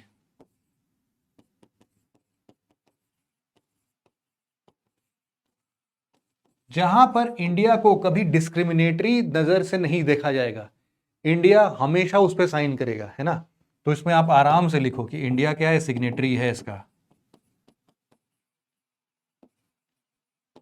कोई दिक्कत नहीं है, यहां तक कोई दिक्कत नहीं। और इनफैक्ट इंडिया तो यूनिवर्सली चाहता था कि ये टेस्ट बैन ट्रीटी हो जाए। यूनिवर्सल मतलब कि पूरा बैन ही कर दो, इसको चाहिए ही नहीं अपने को, है ना।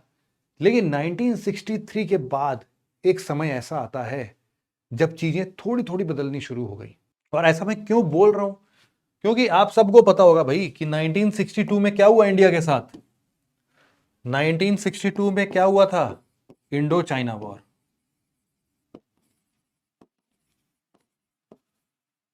इंडिया ऑलरेडी चाइना की पावर देख चुका था, और सिचुएशन तब बदला जब 1964 ने चाइना ने भी अपना न्यूक्लियर टेस्ट कर लिया।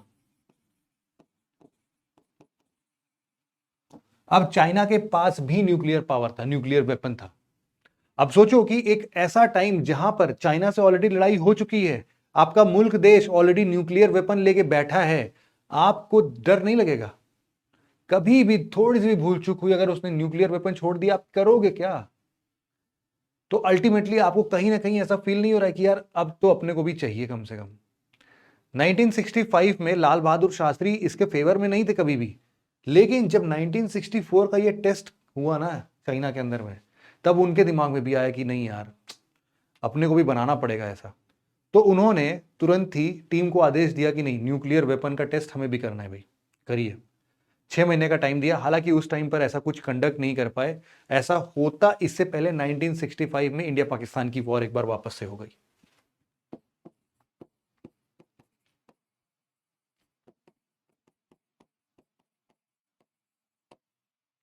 इंडिया पाकिस्तान की वॉर के बाद ना अब इंडिया को कहीं तो ये बिल्कुल कंफर्म हो गया कि भाई पड़ोसी मुल्क में कोई डिटरेंस नहीं है।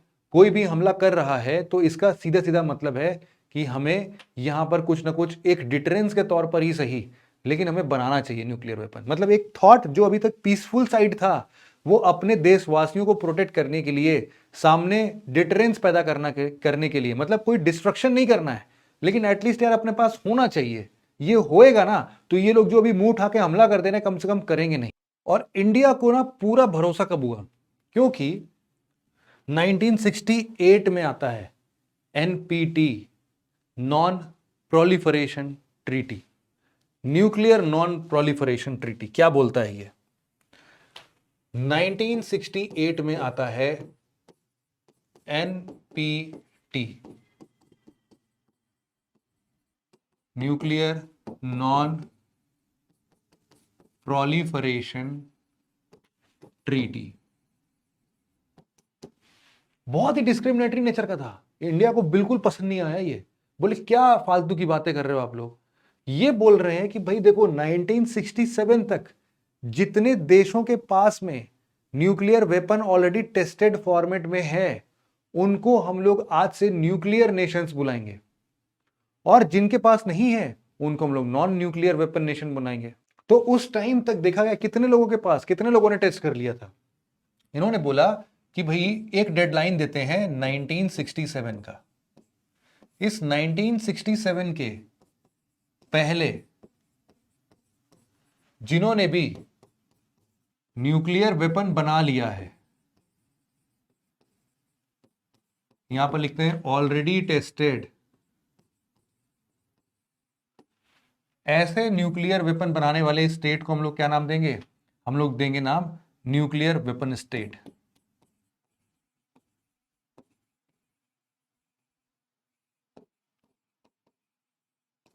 ठीक, इसमें कौन कौन सी कंट्रीज आएंगी? वैसे आपको पता ही होगा, यूएसए के पास ऑलरेडी था। मैंने बताया कि यूएसए के बाद यूएसएसआर ने भी बना दिया, है ना। उस टाइम पर यूएसएसआर ही था, बाद में रशिया हो गया। उसके बाद आपको पता चल गया कि भाई 64 के आसपास में चाइना ने भी बना दिया, तो चाइना के पास भी हो गया। इसके साथ साथ यूके के पास भी था और फ्रांस के पास भी था। ये है वो P5 नेशंस जिनके पास न्यूक्लियर वेपन का ऑलरेडी उस टाइम था भी, और टेस्ट करके उन्होंने पूरे संसार में बता दिया था कि भैया हमारे पास न्यूक्लियर वेपन है, डरो हमसे, डिटर करो हमसे। ये कौन से हो गए? Nuclear weapon state. लेकिन अगर 1967 के आप बाद में आए हो, बाद में हो, अगर आफ्टर आप टेस्ट करते हो, या फिर इसके बाद अभी तक आपने कहीं कोई न्यूक्लियर टेस्ट नहीं किया है, तो आप कहलाओगे नॉन न्यूक्लियर वेपन स्टेट। और चूंकि अब आप नॉन न्यूक्लियर वेपन स्टेट हो, तो आपके लिए न्यूक्लियर नॉन प्रोलिफरेशन ट्रीटी लागू होती है। क्या बोल रहा है? न्यूक्लियर नॉन प्रोलिफरेशन के अंदर में ये जितने भी नॉन न्यूक्लियर वेपन स्टेट हैं, अब इनको अलाउ नहीं किया जाएगा कि आप न्यूक्लियर वेपन का टेस्ट कंडक्ट कर सको।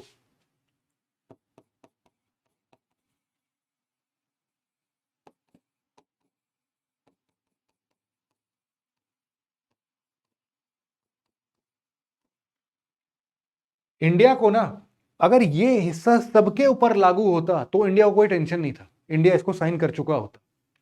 लेकिन आप समझ रहे हो, डिस्क्रिमिनेटरी नेचर का है। इसको आप लिखो कहीं पर, बड़े बड़े शब्दों में लिखो भैया इसे, कि ये जो है ना डिस्क्रिमिनेटरी नेचर का है। एनपीटी जो है डिस्क्रिमिनेटरी नेचर का है,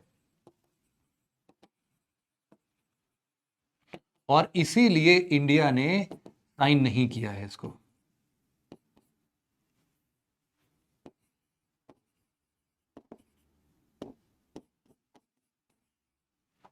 क्यों करेगा?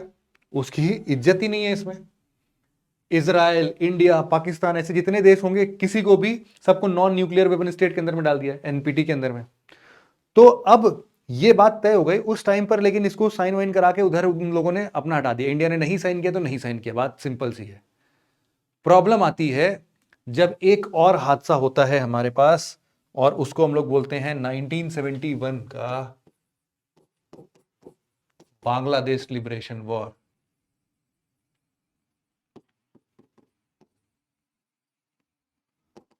प्रॉब्लम क्या हुई पता है?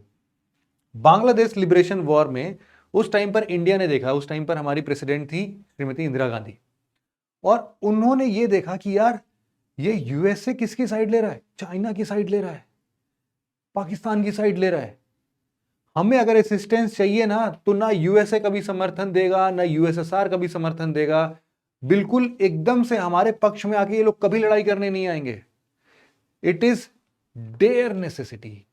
इस टाइम पर बहुत बहुत ज्यादा जरूरी है कि हम लोग के पास भी कम से कम एक न्यूक्लियर वेपन होना चाहिए, तब जाके हम चीजों को और अच्छे तरीके से कंट्रोल कर पाएंगे। अभी भी हमने कंट्रोल कर लिया है, लेकिन हमें चाहिए भैया, और तब जाके हमारा कुछ काम बन पाएगा।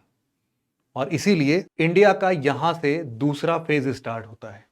लिखता हूं मैं यहां पर कि ये इंडिया का दूसरा फेज है। अब ये है फेज 2, जहां पर इंडिया न्यूक्लियर वेपन डेवलप करने के लिए तैयार है, टूवर्ड्स डेवलपिंग न्यूक्लियर वेपन। इसका टाइम पीरियड आप अगर लिखना चाहते हो तो लिखना, ये 1974 से लेके 1998 के आसपास में है।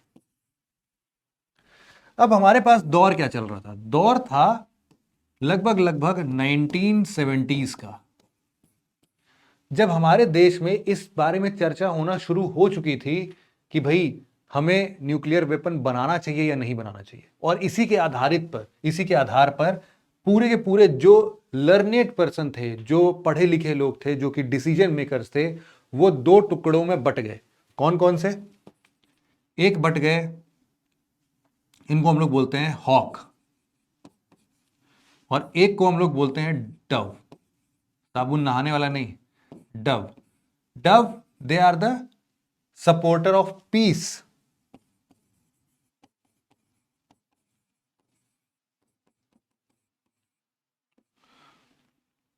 ये वाला पीस नहीं यार, ये तो अलग पीस हो गया, ये वाला पीस। और जो हॉक थे, वो हॉक क्या बोलते थे? नहीं, हमें बनाना चाहिए टुवर्ड्स डेवलपिंग न्यूक्लियर वेपन। ठीक है, लेकिन इसमें जब हमारा 1971 का वॉर हुआ ना, तो यह समझ में आ गया कि जो हॉक हैं उनके तरफ समर्थन ज्यादा हो गया, और इसीलिए हम लोगों ने 1974 में आके, या फिर अगर एग्जैक्ट डेट बताऊं मैं आपको, तो वो है, अलग पेन से लिखता हूं भाई, इसको बड़ी बात है ये, 18 में 1974 को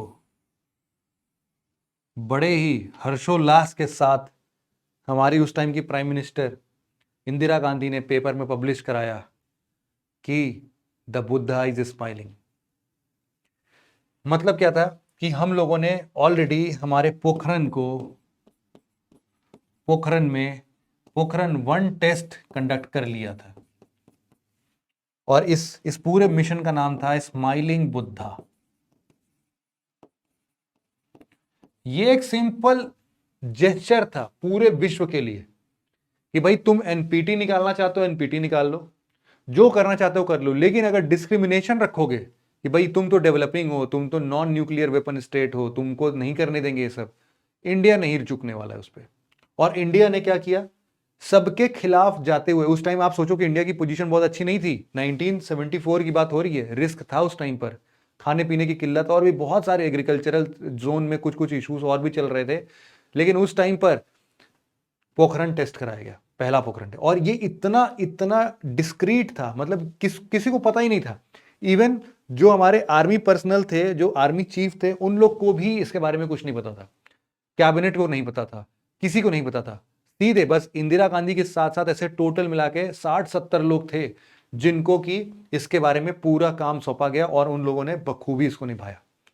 पोखरण टेस्ट हुआ, इसके होते ही आपको पता है कि जब छोटा आदमी ज्यादा तेज उछलने लगता है, तो जो बड़े आदमी होते हैं ना, उनको अच्छा नहीं लगता कि यार ये तो कल अभी तक जमीन पर बैठता था, अभी हमारे साथ चेयर पे चेयर मिला के बैठ रहा है, ये पसंद नहीं आएगा, उसको तुरंत निगलेक्ट कर दिया जाएगा, लात मार के भगा दिया जाएगा। तो ऐसा ही कॉन्सेप्ट इन लोगों ने भी सोचा होगा जो हमारे फॉरेन रिलेशंस में थे, क्योंकि देखो उस टाइम पर जो हम लोग बता रहे थे ना, अभी हम लोगों ने अप्सरा बनाया, साइरस बनाया, इन सब के लिए जो हैवी वाटर है या फिर जो टेक्नोलॉजीज हैं, ये सब कौन लेके आया? क्या इंडिया में इंडिजिनियसली डेवलप हुई थी? नहीं, ये सब हम लोग जो भी फ्यूल लेके आ रहे थे, कुछ टेक्नोलॉजीज लेके आ रहे थे, ये सब यूएसए, कनाडा, यूएसएसआर, ये लोग दे रहे थे। और जैसे ही यहां पर इन लोग को पता चला कि अच्छा बेटा, हमसे तुम लेके गए थे पीसफुल पर्पस के लिए, और तुम वहां पर जाके पोखरण में टेस्ट कर रहे हो और बोल रहे हो कि बुद्धा इज स्माइलिंग, ऐसा करते हैं तुम्हारा आज से दाना पानी बंद, कोई फ्यूल नहीं मिलेगा, कोई टेक्नोलॉजी नहीं मिलेगा, और इस तरीके से आगे कोई और देश गलती ना कर दे ऐसा काम करने का। इसीलिए ये सब लोग मिलके एक ग्रुप बनाते हैं, उस ग्रुप का नाम रखते हैं एनएसजी, न्यूक्लियर सप्लायर ग्रुप। तो यहां पर लिखते हैं कि भाई 1974 में क्या बन गया? Nuclear supplier group.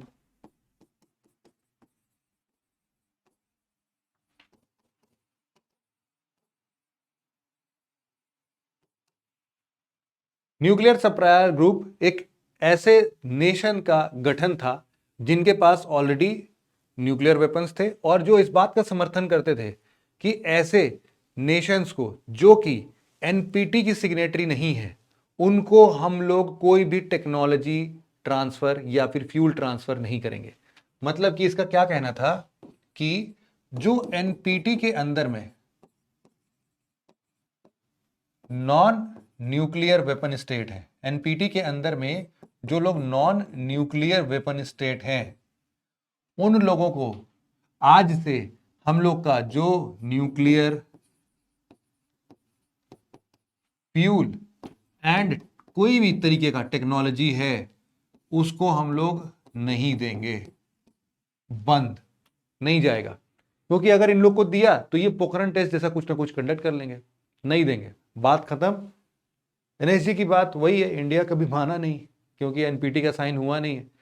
अभी भी एक्सपोर्ट कंट्रोल रिजीम जो है ना उसके 4 टोटल हैं ऐसे एक्सपोर्ट कंट्रोल रिजीम में। एक एनएसजी है, एक वासेनार एग्रीमेंट है, एक ऑस्ट्रेलिया ग्रुप है और एक है MTCR missile technology control regime. बाकी के 3 में ना इंडिया सिग्नेटरी हो चुका है। कब कब हुआ है? 2016, 17 और 18 में। लेकिन एनएसजी का अभी भी ग्रुप नहीं बन पाया है। क्यों? क्योंकि हर बार चाइना अपना फट्टा अड़ा देता है, क्योंकि चाइना के पास वीटो है।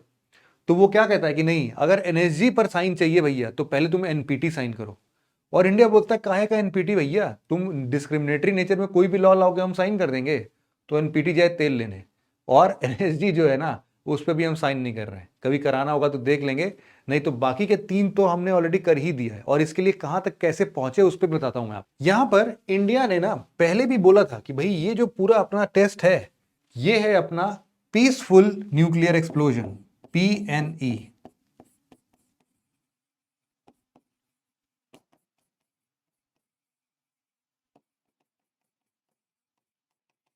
क्रिटिसिज्म वगैरह हुए थे उस टाइम पर, लेकिन सही था, पीसफुल न्यूक्लियर एक्सप्लोजन है। और उसी के बाद से इंडिया बोलता है कि भाई we believe in complete disarmament. Simple, we believe in disarmament. क्यों बोल रहा है ऐसा? क्योंकि सिंपल है ना यार, कि अभी तो उसको सारे सैंक्शंस लग गए एनएसजी की तरफ से, अभी भी उछल कूद करेगा तब तो फिर पूरा ही खाना पानी भी बंद हो सकता है ना। कोई भी तरीके का सपोर्ट नहीं मिलेगा। और इस पूरे देश में सरवाइव करना है तो सपोर्ट ग्रुप सिस्टम वगैरह थोड़ा बहुत तो होना ही चाहिए, उसके बिना सरवाइव कैसे करोगे आप। तो इसीलिए उन्होंने बोला कि भाई अब हम डिसआर्मामेंट की तरफ जा रहे हैं। और इनफैक्ट इसीलिए आप लोग देखोगे कि आगे चल के धीरे धीरे, जैसे कि 1972 में BWC आया था, 1972 में, इसके पहले की भी बात है अगर, तो 1972 में भी इंडिया 70 से ही इस बारे में थोड़ा थोड़ा बात करने लगा था। तो 72 में इंडिया के पास क्या था? Biological weapon convention.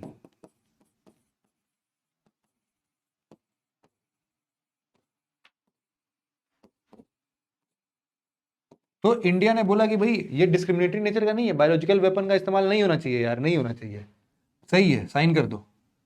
सिमिलरली आगे चल के अभी केमिकल वेपन कन्वेंशन आएगा, उसमें भी इंडिया साइन कर देगा। क्यों? क्योंकि डिस्क्रिमिनेटरी नहीं है और साथ ही साथ नहीं होना चाहिए। जब सब लोग बोल रहे हैं नहीं होना चाहिए तो इंडिया भी बोलेगा नहीं होना चाहिए। उसको भी लिख देते हैं एक बार। 1993 में केमिकल वेपन कन्वेंशन आया,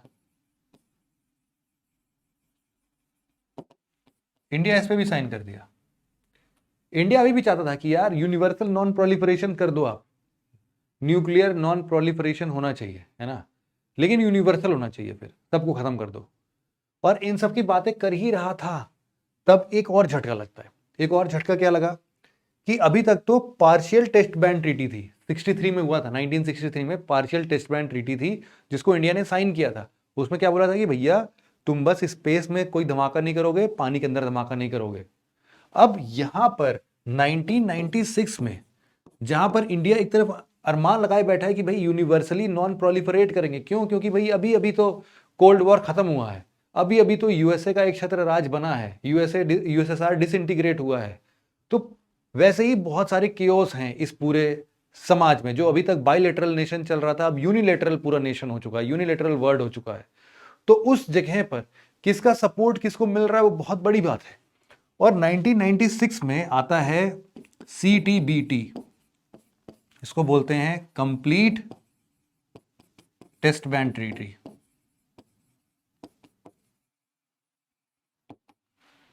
कंप्लीट टेस्ट बैन ट्रीटी में क्या हुआ कि भाई अब तुम अंडरग्राउंड भी नहीं कर सकते हो, जमीन पर भी नहीं कर सकते हो, पानी और वायु स्पेस में तो नहीं कर सकते थे, तुम जमीन पर भी नहीं कर सकते हो। तो बोला कि भाई क्या बोला ये कि ग्राउंड पर जो न्यूक्लियर वेपन है टेस्टिंग अंडरग्राउंड, इसको प्रोहिबिट कर दिया गया। इंडिया इसको भगा देगा ऐसे ही कि ऐसे कैसे भाई, अभी तो एक हमने पोखरण किया था, अभी आप बोल रहे हो आगे कर ही नहीं सकते, ऐसे कैसे होगा, कंप्लीट टेस्ट बैन ट्रीटी लगा दे रहे हो। तो इसको इंडिया ने साइन नहीं किया और अभी तक ये फोर्स में आया भी नहीं है ना, किसी ने नहीं माना है, क्योंकि उस टाइम पर बहुत सारे नेशन थे जो कि चाहते थे कि चलता रहे चलता रहे चलता रहे। अब समझो कि 1996 में वो सारी चीजें हैं जब यूएसएसआर काइंड डिसइंटीग्रेट हो चुका है, इंडिया का जो सपोर्टर थे ना वो भी इंडिया को छोड़ के जाने लगे, इंडिया को मजबूरी में अपना मार्केट इकोनॉमी ओपन करना पड़ा, डब्ल्यूटीओ के सामने जाके हाथ फैलाना पड़ा, ये सारी चीजें ना बहुत बहुत कॉम्प्लेक्स थी। तो इंडिया को एक और झटका देना था इस पूरे वर्ल्ड को, ये फर्म डिटर्मिनेशन के साथ कि भाई इंडिया को हल्के में मत लेना, पॉपुलेशन अच्छी खासी है यहाँ पर, यूथ बहुत स्ट्रांग है, तो थोड़ा और सपोर्ट मिलाना तो कुछ ना कुछ बढ़िया ही करेंगे। सुपर पावर बनने की ललक उस टाइम से थी और उस टाइम पर एक और धमाका करने की जरूरत पड़ी। 1998 की बात है और अगर एग्जैक्ट डेट बताऊं मैं तो आपको ये था 11 मई और सिमिलरली 13 मई वापस से हमने पोखरण पर 3 टेस्ट 11 को किए और 2 टेस्ट 13 को किए, टोटल ऐसे 5 टेस्ट हुए। कहां पर? पोखरण में वापस से, इसीलिए इसको पोखरण 2 बोलते हैं और इस ऑपरेशन का नाम था ऑपरेशन शक्ति। इस टाइम पर 1998 में कौन थे? लेट श्री अटल बिहारी वाजपेयी जी। एक सिंबल चला गया 1998 में कि भाई हल्के में ले रहे हो क्या अभी तक हम लोग को। 74 में किया था, 1998 में 5 टेस्ट किए हैं। अब तो समझ जाओ ना कि हमारे पास अच्छा खासा न्यूक्लियर वेपन है, अब तो आप लोग से ले भी नहीं रहे हैं हम, हमारे पास खुद की टेक्नोलॉजी आ गई है, तब भी कर सकते हैं। तो अब क्या हुआ, अब धीरे धीरे दुनिया को इंडिया का जो नजरिया देखने का था ना वो समझ में आया कि यार इंडिया उस टाइम पर जो हम लोगों ने एनपीटी वगैरह दिलवा दिया ना वो यार इंडिया के फेवर में था नहीं, कैसे कर लेता। उस टाइम पर न्यूक्लियर वेपन 1967 के हिसाब से हम लोग चल रहे थे, तो चलो नहीं ठीक है कोई बात नहीं है। इसी तरीके से सिलसिला आगे बढ़ा और हम लोग पहुंच गए फेज 3 में। लिखता हूं मैं, यहां से हम लोग पहुंच गए अपने थर्ड फेज की तरफ।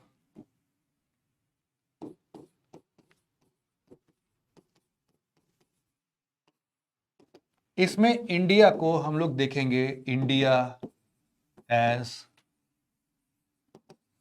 इमर्जिंग न्यूक्लियर पावर, देखेंगे इस चीज को। इस फेज का अगर टाइमलाइन लिखना चाहते हो तो आप लिखना 1998 से लेकर 2009 तक। अब ये वो टाइम था जब इंडिया ने अपना टेस्ट न्यूक्लियर टेस्ट कर लिया था। अब न्यूक्लियर टेस्ट अच्छा खासा हो चुका है तो इसका मतलब क्या है कि इंडिया के पास भैया खुद का अपना कोई ना कोई ऐसा प्रॉपर पॉलिसी होना चाहिए। अगर नहीं हुआ तो फिर दिक्कत आ जाएगी, पूरे देश में केओस आ जाएगा। तो उस केओस से बचने के लिए इंडिया ने सबसे पहले 1998 में एक ड्राफ्ट तैयार किया, किसका? न्यूक्लियर पॉलिसी का।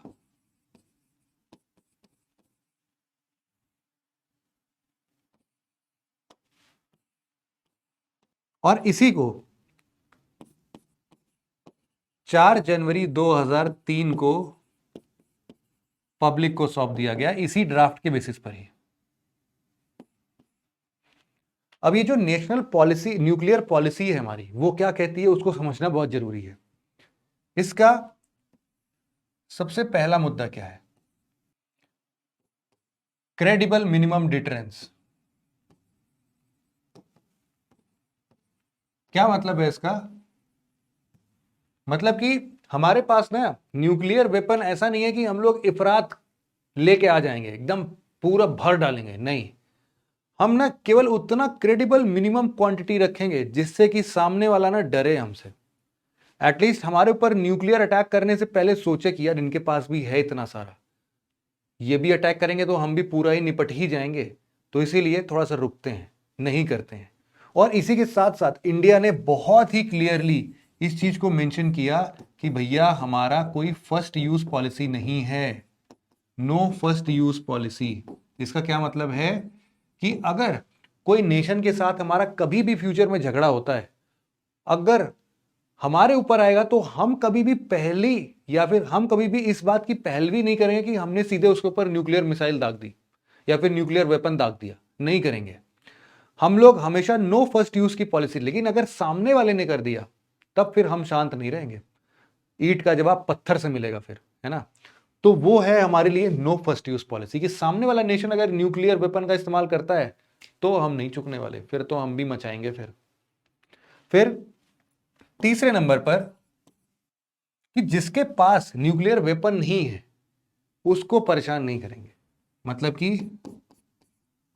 No use of nuclear weapon to non nuclear weapon state.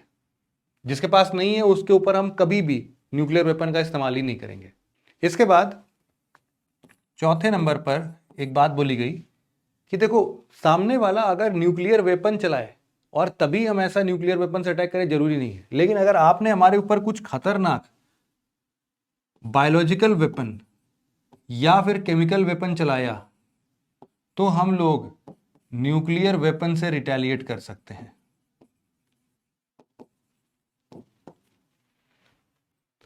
In response to biological weapon या chemical weapon we can retaliate with nuclear weapon. तो सोच समझ के केमिकल वेपन और न्यूक्लियर वेपन का भी सही सोच समझ के इस्तेमाल करो। इसका रिवर्ट भी हम लोग न्यूक्लियर वेपन से कर सकते हैं, ठीक है। अगला यहां पर हम बोल सकते हैं कि इंडिया बहुत ही स्ट्रिक्ट रहा इस चीज में कि भाई हम लोग को न्यूक्लियर मटेरियल्स वगैरह जो हैं या फिर न्यूक्लियर टेक्नोलॉजीज का एक्सपोर्ट ज्यादा नहीं करना चाहिए या फिर गलत इस्तेमाल, मतलब सिविलियन यूज के लिए नहीं, मतलब अगर ये वेपनरी सिस्टम के लिए कुछ भी हो रहा है तो उसके लिए एक्सपोर्ट वगैरह हाईली कंट्रोल्ड होना चाहिए। तो हम लोग इसको ऐसे लिख सकते हैं, strict control on nuclear export.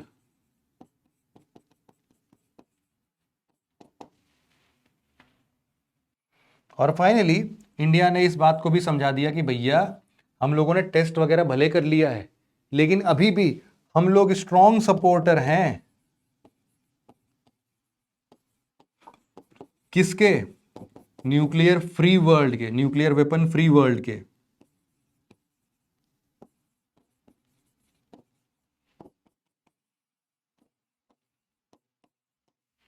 ठीक है, तो हम लोग इसी का समर्थन करेंगे। तो मोटा मोटा जो हमारा न्यूक्लियर पॉलिसी आया वो तो ये बात की तरफ इशारा कर रहा था। लेकिन इसी के साथ साथ आप लोग को यह भी पता होना चाहिए कि इस पूरे न्यूक्लियर पॉलिसी का वर्किंग प्रिंसिपल कैसा होगा। सिमिलर डेट पर ही 4 जनवरी 2003 की ही बात हो रही है जब आपके कैबिनेट कमेटी ने, कैबिनेट कमिटी ऑन सिक्योरिटी, आप सीसीएस बोल सकते हो, इन लोगों ने बनाया एनसीए। ये है न्यूक्लियर कमांड अथॉरिटी। क्या करते हैं ये समझाता हूं अभी आपको, क्या करते हैं अभी समझाता हूं मैं आपको। इसके ना दो विंग्स बनेंगे, इसके क्या बनेंगे? दो विंग्स बनेंगे, याद रखना इसको। एक विंग होगा आपका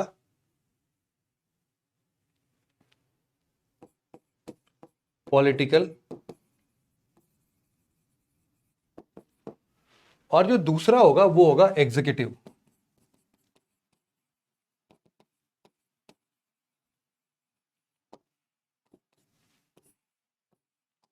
अब सोचो कि जो पॉलिटिकल काउंसिल होगा आपका, पॉलिटिकल काउंसिल को हेड कौन करेगा?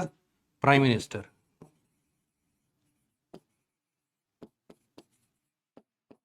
और जो एग्जीक्यूटिव काउंसिल है इसको हेड किया जाएगा एनआईए के द्वारा, सॉरी एनएसए के द्वारा, नेशनल सिक्योरिटी एडवाइजर।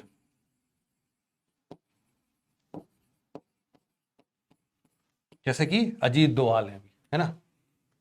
तो अब कुछ भी डिसीजन लेना होगा अगर कभी भी न्यूक्लियर कमांड अथॉरिटी के अंतर्गत, तो एग्जीक्यूटिव काउंसिल पॉलिटिकल काउंसिल को अपनी एडवाइस देगा कि भैया ऐसा ऐसा कंडीशन है, सीरियस कंडीशन है, हमें ऐसे स्टेप्स लेने चाहिए।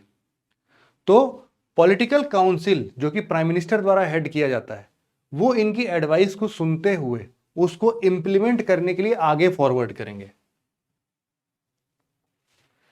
किसको देंगे ये देंगे सिक्योरिटी फोर्सेस कमांड को।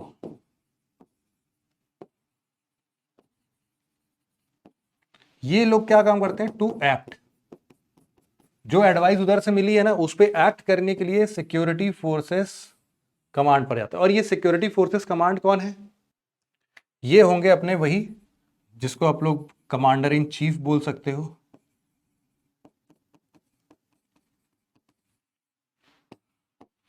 पोजीशन रैंक जो होगी इनकी कम से कम एयर मार्शल की रैंक की होगी।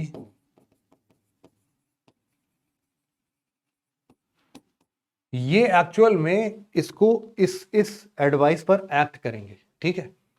तो इस तरीके से हमारा जो न्यूक्लियर पॉलिसी था, उस न्यूक्लियर पॉलिसी के साथ साथ कैबिनेट कमेटी ऑन सिक्योरिटी का ने एक फॉर्मल एनसीए भी बनाया, ठीक है, न्यूक्लियर कमांड अथॉरिटी बनाया। तो ये सारी चीजें आपको याद होनी चाहिए, ठीक है, मतलब पता होना चाहिए कि यहां कुछ इस तरीके से डेवलपमेंट हुए थे हमारे उस टाइम पर। जब इंडिया ने अपना इतना सारा पॉलिसी फ्रेमवर्क दिखा दिया, सब कुछ न्यूक्लियर टेस्ट करके भी बोला कि भाई हम लोग अभी भी नो न्यूक्लियर वेपन वर्ल्ड में ही बिलीव रखते हैं ना, पीसफुल पर्पस से ही यूटिलाइज करेंगे, these are just for deterrence. USA को भी समझ में आया कि यार चाइना, पाकिस्तान, इधर उधर सबके पास हो रहा है। और एक चीज और आपको बताता हूं, जब यहां पर आपने पोखरण टेस्ट कहां लिखा है अपना, ये पोखरण टेस्ट जब हुआ है ना, तो यहीं पर एक पॉइंट आपको यह भी पता होना चाहिए कि इसी के बाद लगभग 28 मई 1998 पाकिस्तान ने भी टेस्ट किया भाई अपना nuclear weapon, of course China के रेमो करम पर।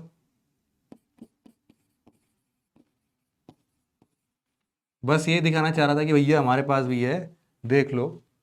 तो बस इंडिया को एक सिंबल पहुंच जाए कि हम इकलौते नहीं है भाई, पाकिस्तान के पास भी है, चाइना के पास भी है।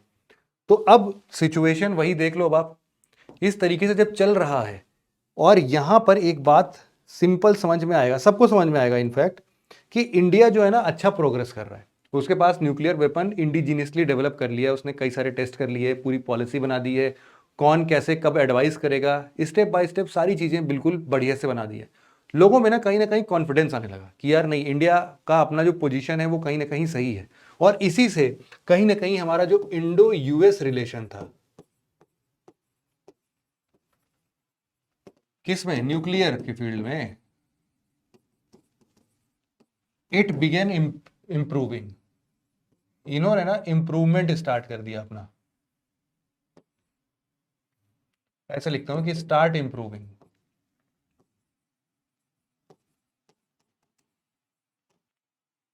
और इसीलिए जुलाई 2005 की बात है, जब यूएस और इंडिया ने, US India civil nuclear cooperation पर आगे बढ़े। इसमें इन्होंने बोला कि, इंडिया को बोला यूएसए ने कि भाई तुम एक काम करो, आप सबसे पहले ना जो आपका मिलिट्री यूज है, मिलिट्री यूज के लिए भी आप न्यूक्लियर पावर का यूज करोगे, और आप अपने सिविलियन यूसेज के लिए भी न्यूक्लियर पावर का यूज करोगे। इन दोनों को ना सेपरेट कर दो, अलग अलग कर दो, ठीक, दीवार डाल दो इनके बीच में।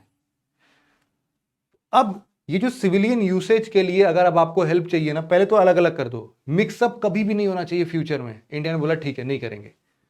तो बोले अब देखो ये जो तुम्हारा सिविलियन यूसेज है ना, अब इस पे हम लोग मतलब कॉइंसाइड करते हैं अपने इंटरेस्ट को, साथ में रिसर्च वगैरह करते हैं, बताओ क्या चाहिए, कुछ टेक्नोलॉजी चाहिए तो अपन देते हैं, और फिर तुम इसके आगे प्रोसीड करो, कोई दिक्कत नहीं है। यूएसए ने इसके साथ साथ ये भी बोला कि देखो जो तुम्हारा सिविलियन यूसेज है ना, इसको तुम अलाइन करो आईएईए के साथ। याद है ना आईएईए क्या है, एकदम शुरुआत में बना था 1957 में, इंडिया भी इसने साइन किया था, इंडिया ने भी। तो आईएईए के अंदर में क्या होता है कि आईएईए सप्लायर्स होते हैं एक,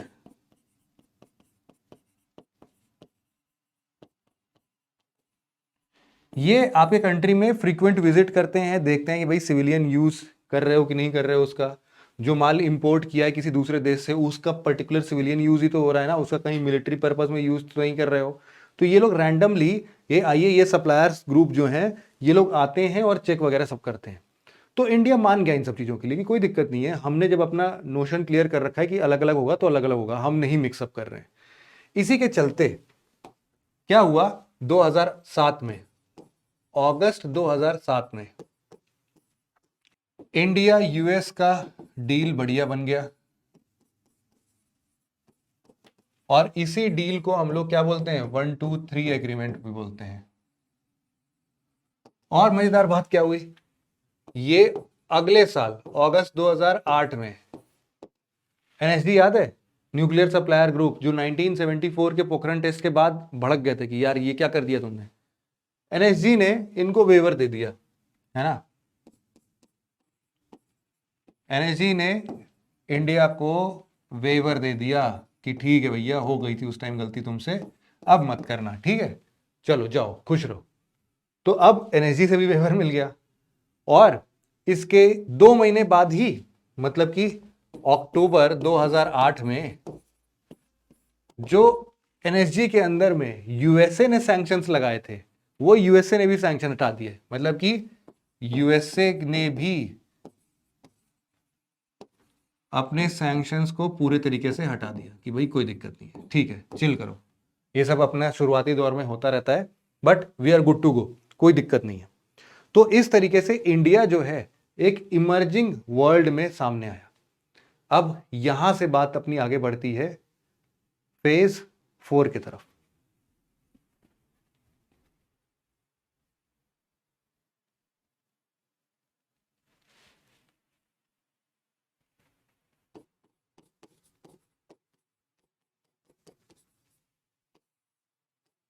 इसमें हम लिख सकते हैं कि अब जो इंडिया है ना, इंडिया अब इस्टैब्लिश्ड न्यूक्लियर पावर है। क्यों? क्योंकि आप देखो ना, एनएसजी ने भी बोल दिया भाई, एनएसजी ने ही तो हटाया था सब कुछ, एनएसजी ने बोल दिया। और मैंने बताया कि कंट्रोल एक्सपोर्ट रेजीम का एक पार्ट है एनएसजी। एनएसजी ने जब वेवर दे दिया तो मतलब ठीक है, इतना कोई लोड नहीं है। यूएसए ने भी बोल दिया, तो अब जग जाहिर हो गया ये चीज कि भाई इंडिया के पास न्यूक्लियर वेपन है, टेंशन मत लो। पहले ना लोग मानते नहीं थे कि ये पोखरण टेस्ट वेस्ट, ऐसे ही बोलते थे गवर्नमेंट का एजेंडा होगा, पॉलिटिकल पार्टी का एजेंडा होगा, ऑपोजिशन उनके अगेंस्ट में रहती थी, बहुत सारी चीजें होती थी। लेकिन फिर अब इंटरनेशनली प्रोक्लेम हो गया भाई कि इंडिया के पास अब है ऐसा चीज। अब इस फेज 4 को आप लोग कब से कब तक देख सकते हो, ये 2009 से अभी तक चल ही रहा है, ठीक। अब इसमें ना 2-3 चीजें बहुत अच्छी हुई, जैसे कि वो जो कंट्रोल रेजीम की मैं बात कर रहा था, है ना, कौन कौन से कंट्रोल रेजीम, हम लोग बात कर रहे हैं 2016, 2017 और 2018। 2016 में इंडिया एमटीसीआर का मेंबर बन गया, मिसाइल टेस्ट कंट्रोल रेजिम का। 2017 में इंडिया वासेनार एग्रीमेंट का भी बन गया, और 2018 में ऑस्ट्रेलिया ग्रुप का। इन तीनों का इंडिया सिग्नेटरी हो गया। तो ओवरऑल ऐसे ना 4 कंट्रोल, एक्सपोर्ट कंट्रोल रेजिम है, 4। तो उसमें से 3 तो मिल गया, 3, ऐसे फिर से लिखता हूं उसको, कि इंडिया के पास 3 out of 4 export control regime का पार्ट है इंडिया। और समझो इस चीज के लिए कि एनएसजी जो चौथा है ना, फोर्थ कौन सा है, फोर्थ इसी में एनएसजी है। इसका पार्ट क्यों नहीं बनता? क्योंकि चाइना हर बार अपना फट्टा अड़ा देता है कि भाई एनएसजी का अगर चाहिए तुमको तो तुम सबसे पहले एनपीटी साइन करके आओ। अब आपको भी पता है कि इंडिया उस डिस्क्रिमिनेटरी पॉलिसी पर कभी साइन नहीं करेगा, तो ये ऐसे ही चलता रहेगा। लेकिन अब चूंकि एनएसजी ने भी वेवर दे दिया ना अभी, तो इतना कुछ है नहीं लोड, इंडिया भी चिल है अब इसके लिए कि मत दो यार एनएसजी का, मेरे को नहीं चाहिए। अब इसमें अगर हम लोग एमटीसीआर की बात करें तो एमटीसीआर क्या है भाई? ये है मिसाइल टेक्नोलॉजी कंट्रोल रिजीम। मतलब कि ऐसा कोई भी मिसाइल हो या फिर अनमैन्ड एरियल व्हीकल हो, इन दोनों के पास में अगर ऐसी क्षमता है कि वो 500 किलो का पेलोड, मतलब कि अपना वॉरहेड ले जा सकता है, कितनी दूर? लगभग 300 किलोमीटर तक जा सकता है। इस केस में ये टेक्नोलॉजी ट्रांसफर नहीं होगी, या फिर ये न्यूक्लियर मटेरियल ट्रांसफर या मिसाइल टेक्नोलॉजी ट्रांसफर ही नहीं होगा। और इनफैक्ट ब्रह्मोस वगैरह का जो आप देख रहे होगे ना कि 300 किलोमीटर तक ही जाता था पहले, तो वो क्यों 300 किलोमीटर तक था? क्योंकि उस टाइम पर इंडिया और रशिया के बीच में जो ब्रह्मोस मिसाइल था, क्रूज मिसाइल है ये, इसमें एमटीसीआर इंडिया का साइन नहीं था। लेकिन अब तो सही है, अब तो इसीलिए देखो आप 700-800 किलोमीटर तक के रेंज में भी जा सकता है वो, है ना। तो एमटीसीआर जो है वो ये है। अब दूसरा क्या है अपने पास? दूसरा है वासेनार एग्रीमेंट। अगले पेज पर ही लिख देता हूं, क्या है अपना वासेनार एग्रीमेंट।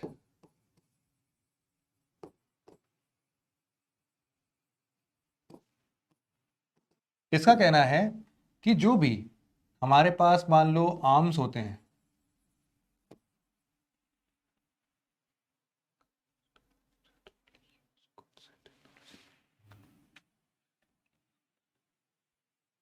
तो इसमें पहला क्या बोल रहा है कि जो भी हमारे पास ये कन्वेंशनल आर्म्स होते हैं या फिर डुअल यूज की टेक्नोलॉजी, डुअल यूज मतलब सिविलियन और मिलिट्री दोनों, इन दोनों के ट्रांसफर में ना आप सबसे पहले ट्रांसपेरेंसी लेके आओ।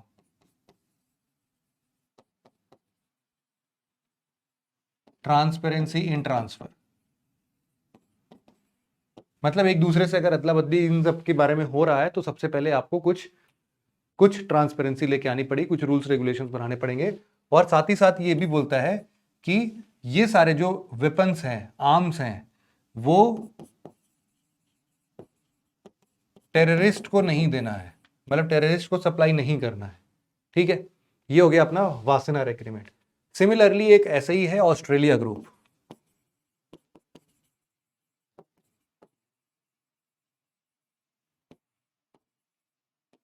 इनका सिंपल सा ये मानना है, वैसे तो ये एक देखो इनफॉर्मल ग्रुप है पहले, ठीक है। इनका ये मानना है कि भाई तुम जितना भी एक्सपोर्ट वगैरह कर रहे हो, whatever export, this must not lead to formation of any kind of biological weapon या केमिकल वेपन। तो ये बोलते कोई भी एक्सपोर्ट है उसको बायोलॉजिकल या केमिकल वेपन में तब्दील नहीं करना चाहिए। और इसीलिए इन्होंने आइडेंटिफाई किया है ऐसे 44 मटेरियल्स या फिर केमिकल्स बोल दो आप, कि ये 54 मटेरियल या केमिकल इनका एक्सपोर्ट नहीं होना चाहिए भाई, क्योंकि होएगा तो फिर किसी न किसी फॉर्म में ये हार्म भी करेगा। तो यही है 3-4 एनएसजी का आपको ऑलरेडी पता है।